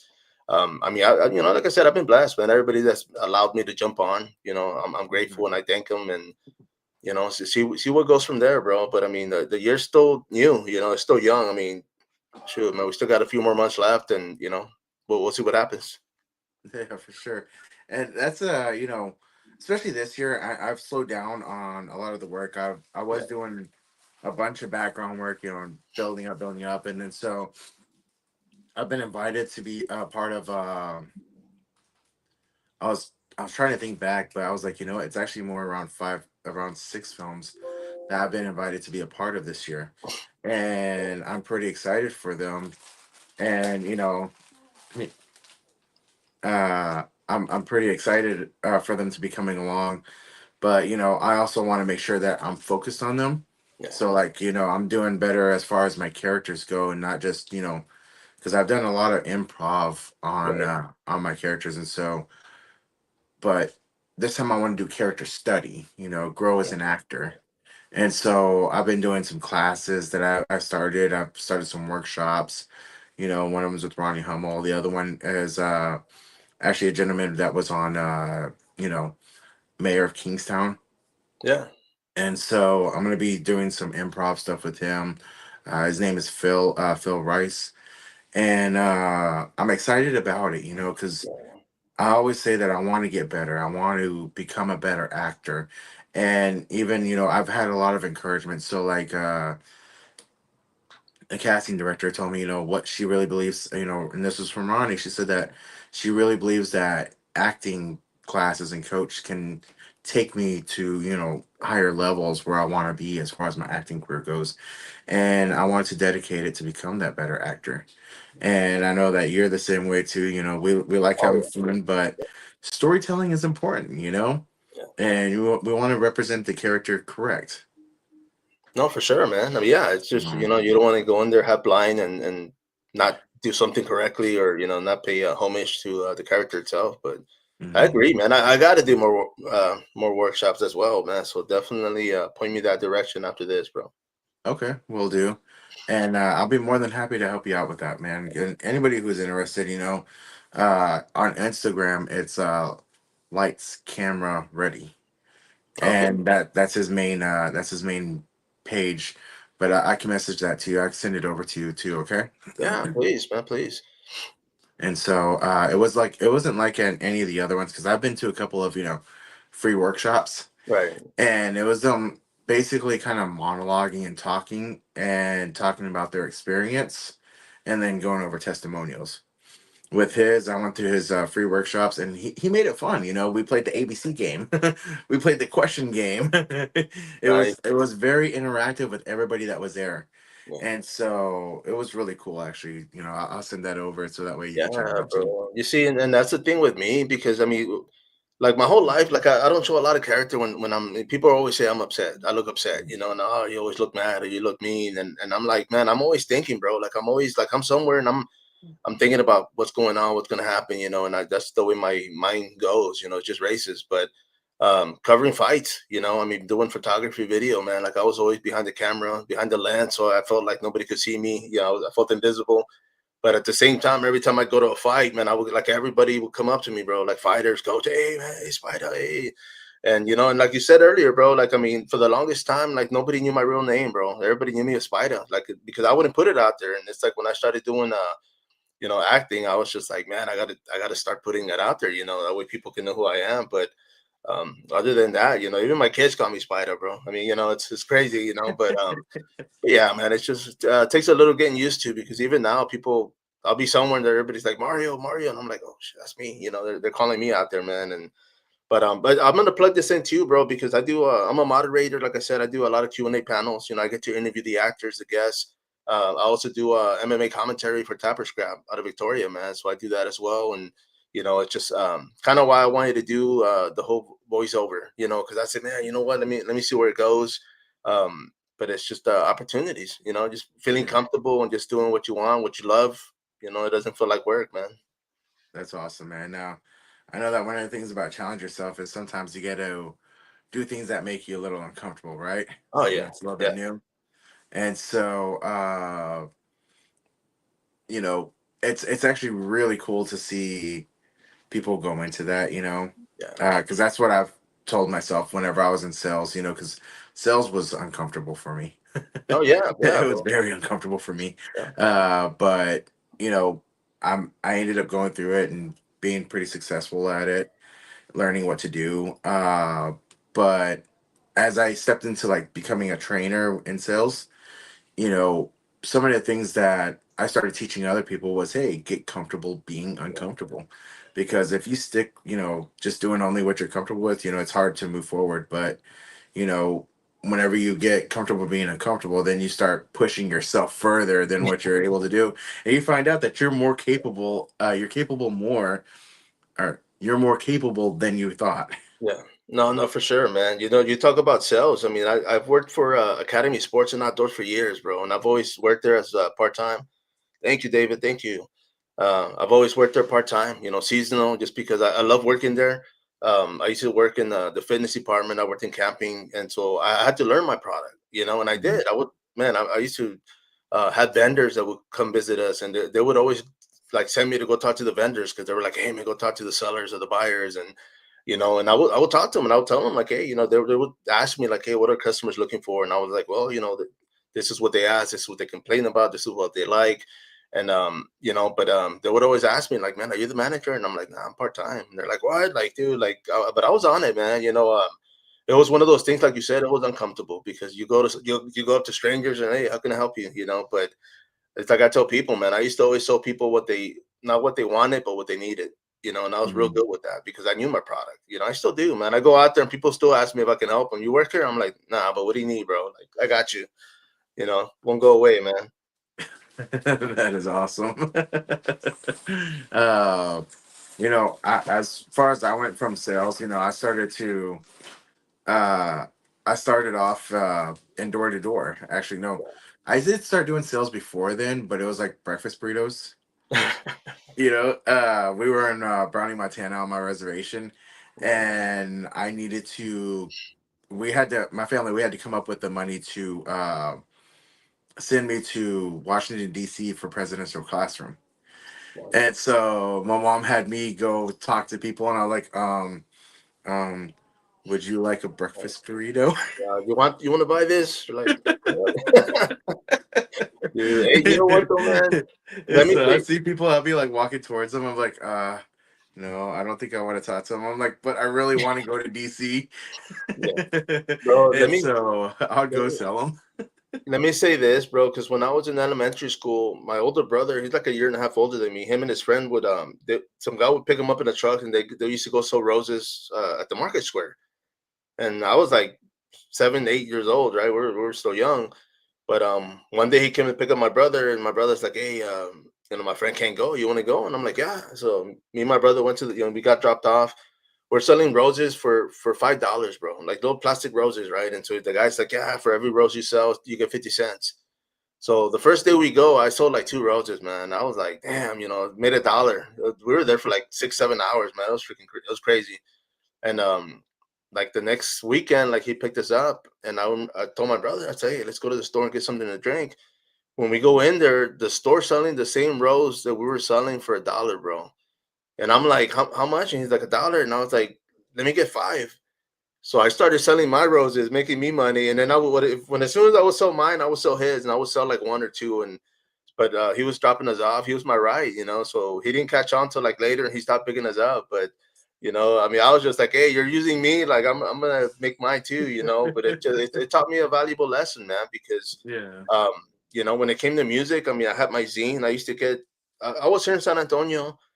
I had contacted a record label in New Mexico. From there, record label in New Jersey, another one in Germany, one in Spain, and then one in England. Like all these companies, vinyl, companies were sending me vinyl, bro. Like, I mean, they would send me boxes, and I would Mhm. write money orders and send them the money. But it was wild because they didn't know who I was. They didn't have social media. Everything was via mail, via phone.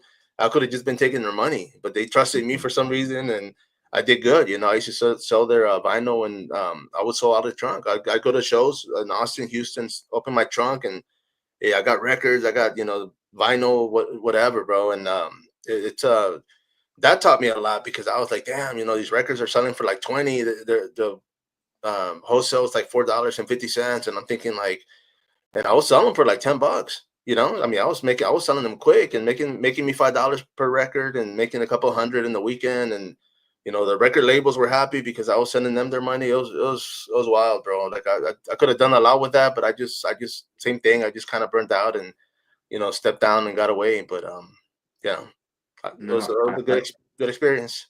No, I get it, man. Because I did roofing for a very long time, actually.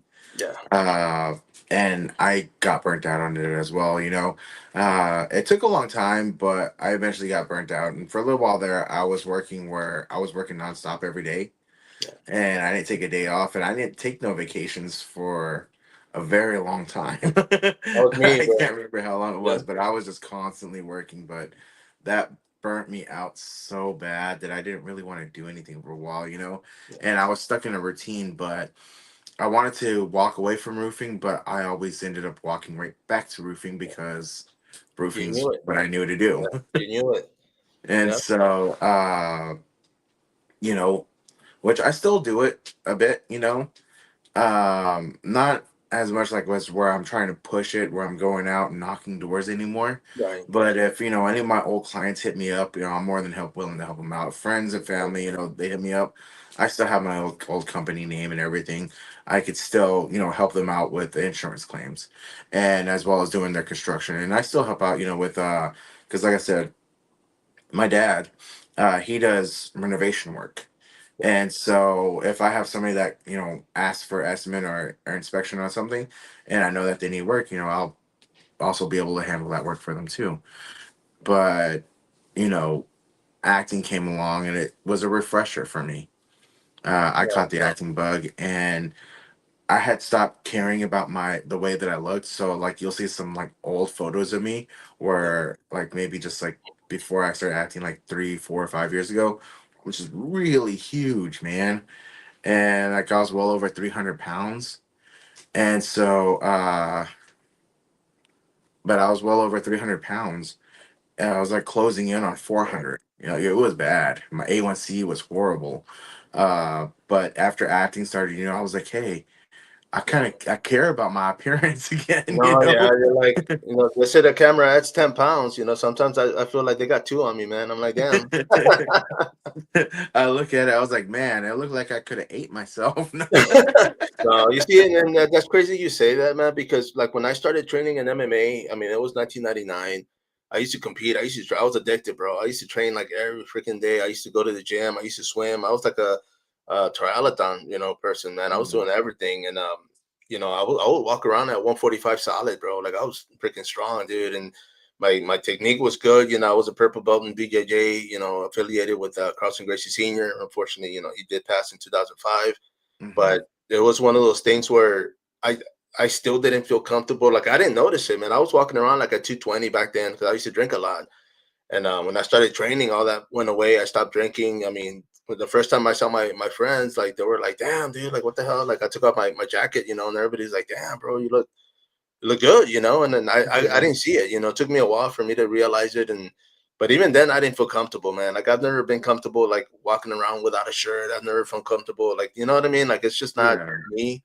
But but yeah, I mean, it's just I mean, film, bro. I mean, and I will say this, man, because when it comes to actors and characters, there's a script, for everybody. There's a character for everybody. So it's like, nothing has to be perfect. They're gonna find something they like in you and be like, hey, can you do this? Okay, perfect. You'll get scripts, you'll get lines because of that, man. So Mhm. for those watching, definitely for your health, get in shape, stay in shape. But when it comes to movies, man, you never know what they're looking for.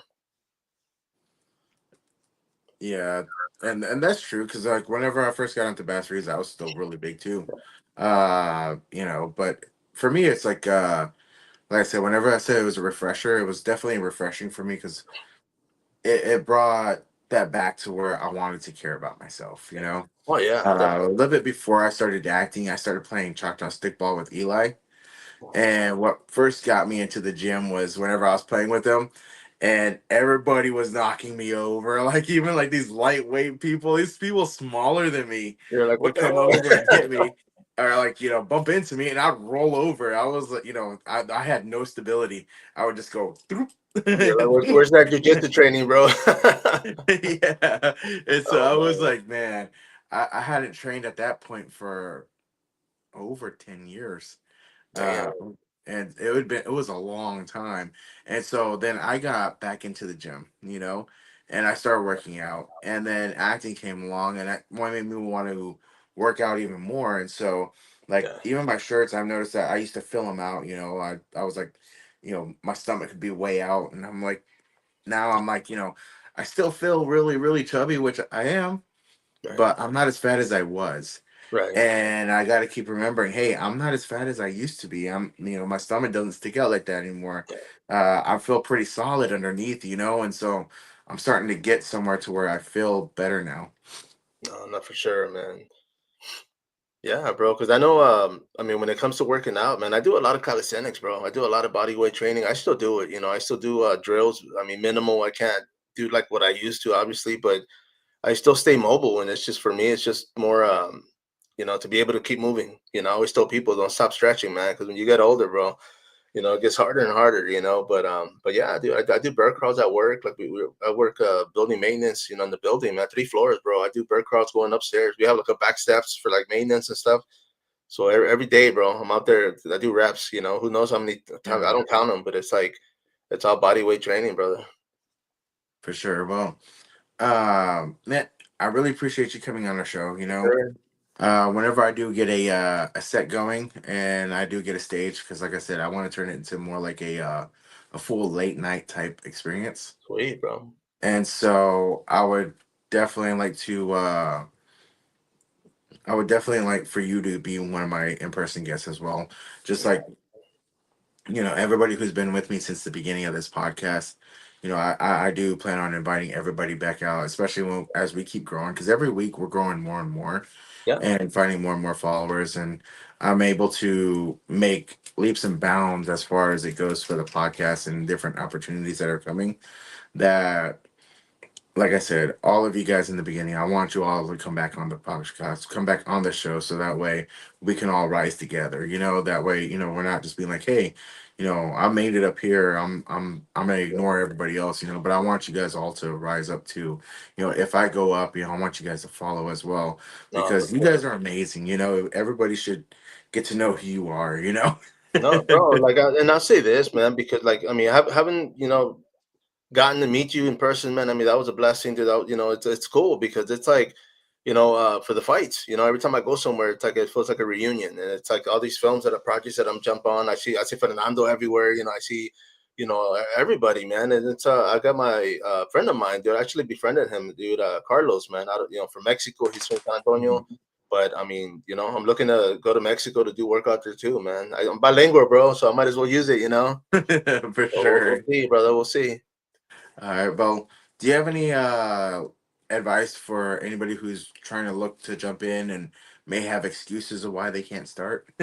No, you see, the biggest thing is do it. If you want to do something, just do it, man. That's the first thing you got to do. I always tell people show up because you never know what's available. People don't show up, and it's like, hey, we got this you can do. I mean, there's so many opportunities out there, guys. So by all means, go out there, show up, and you know, Yeah. go for those opportunities, man. Don't say no.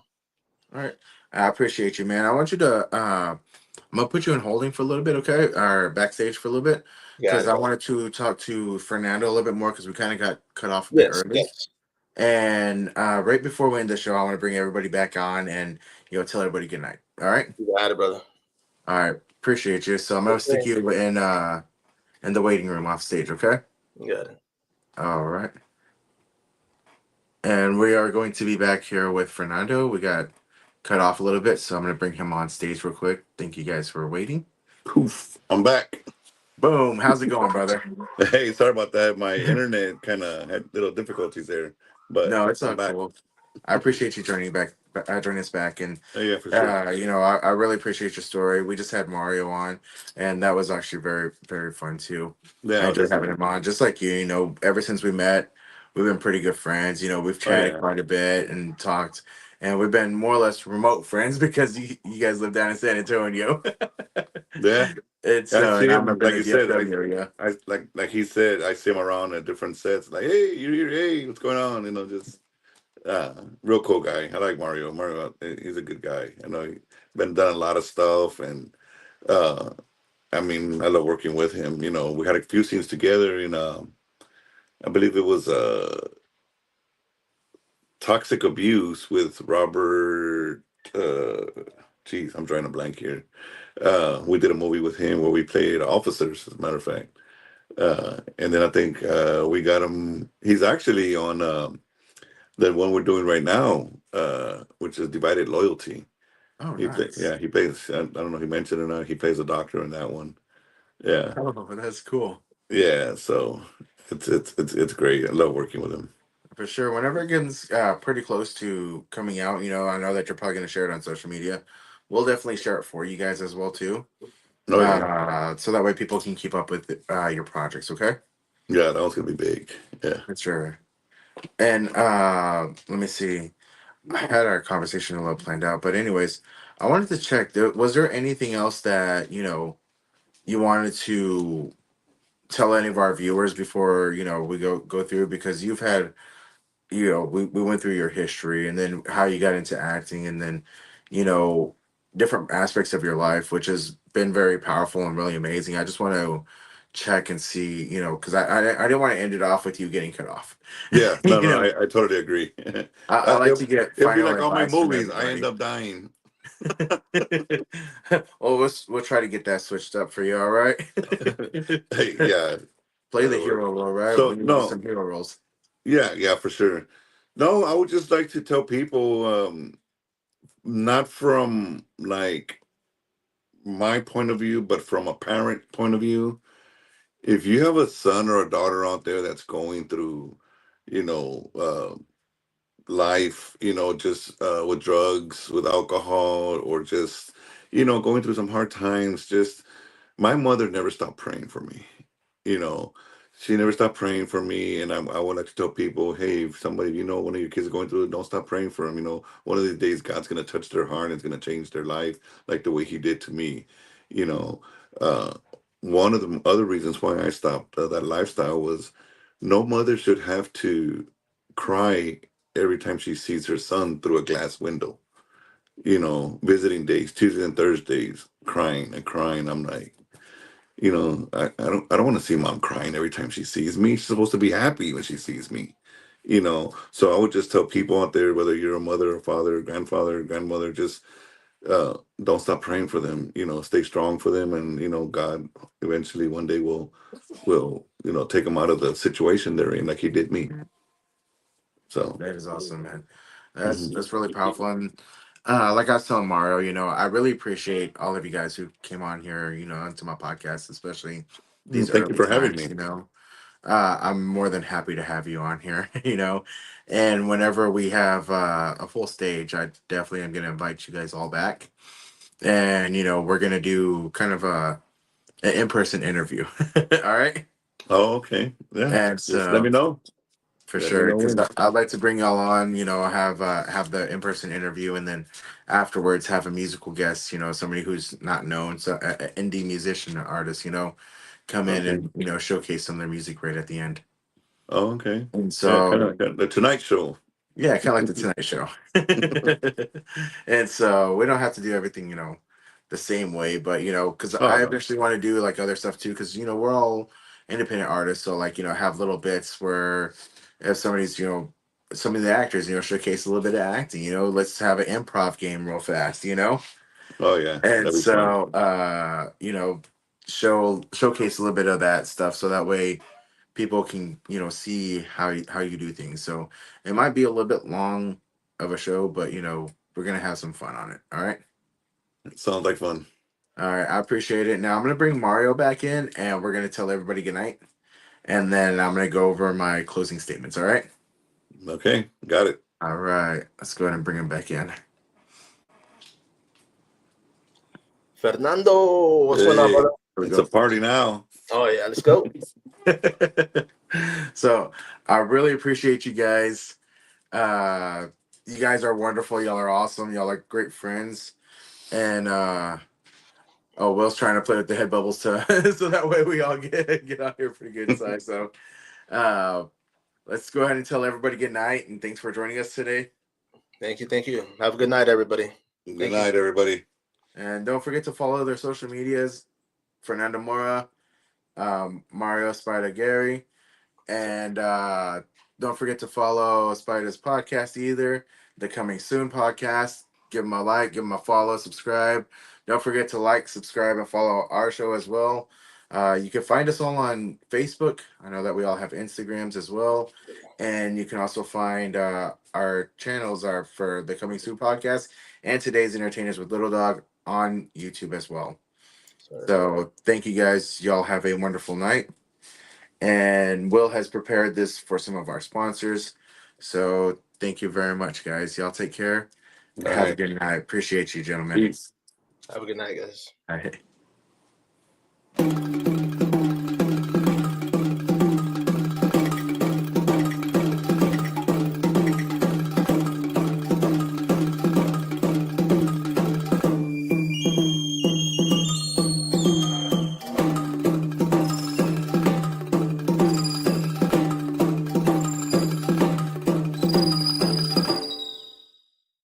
This episode is brought to you by Honeybee Funds. Honeybee is a nonprofit organization set up to help house homeless people that fall through all the cracks of other help. Homelessness in America has skyrocketed since 2020, and it's senseless in the wealthiest country in America. Outside of natural disasters, Honeybee believes there is no reason for homelessness in America. Some people will fall through the cracks because they have no children, no elderly living in their household. Some homeless people are not recovering from drug addiction or recently released from jail, so they are not viewed as priority for housing. Honeybee Funds is set up to help homeless find a home, even if they have large dog that they count as part of their family. Email charliepooch131@gmail.com if you wish to contribute to Honeybee Funds. Now we will return back to our broadcast. All right. Thanks, everybody. You guys are all wonderful. And I appreciate all of you guys for tuning in and watching us tonight. Don't forget to subscribe, like, and follow the show, as well as spread it around to a lot of your friends, family, and coworkers. And if you are looking to be a guest on the show, do not hesitate to reach out. You can reach out here on my Facebook, or you can reach out on the Facebook of Today's Entertainers with Little Dog, preferably there. Don't forget, you can also email me at today's.entertainers.littledog@gmail.com. You can also email the producer, today's.entertainers.littledog. that one's mine. Today's.entertainers.willsbyler@gmail.com as well. You can reach me on WhatsApp. My WhatsApp number is the +1, because I'm in the United States, 817-673-2247. And from all of us here at Today's Entertainers with Little Dog, as well as Bellringer Film Productions, thank y'all. Have a wonderful night. Man, your show's gonna be awesome, bro. Your show's gonna be awesome.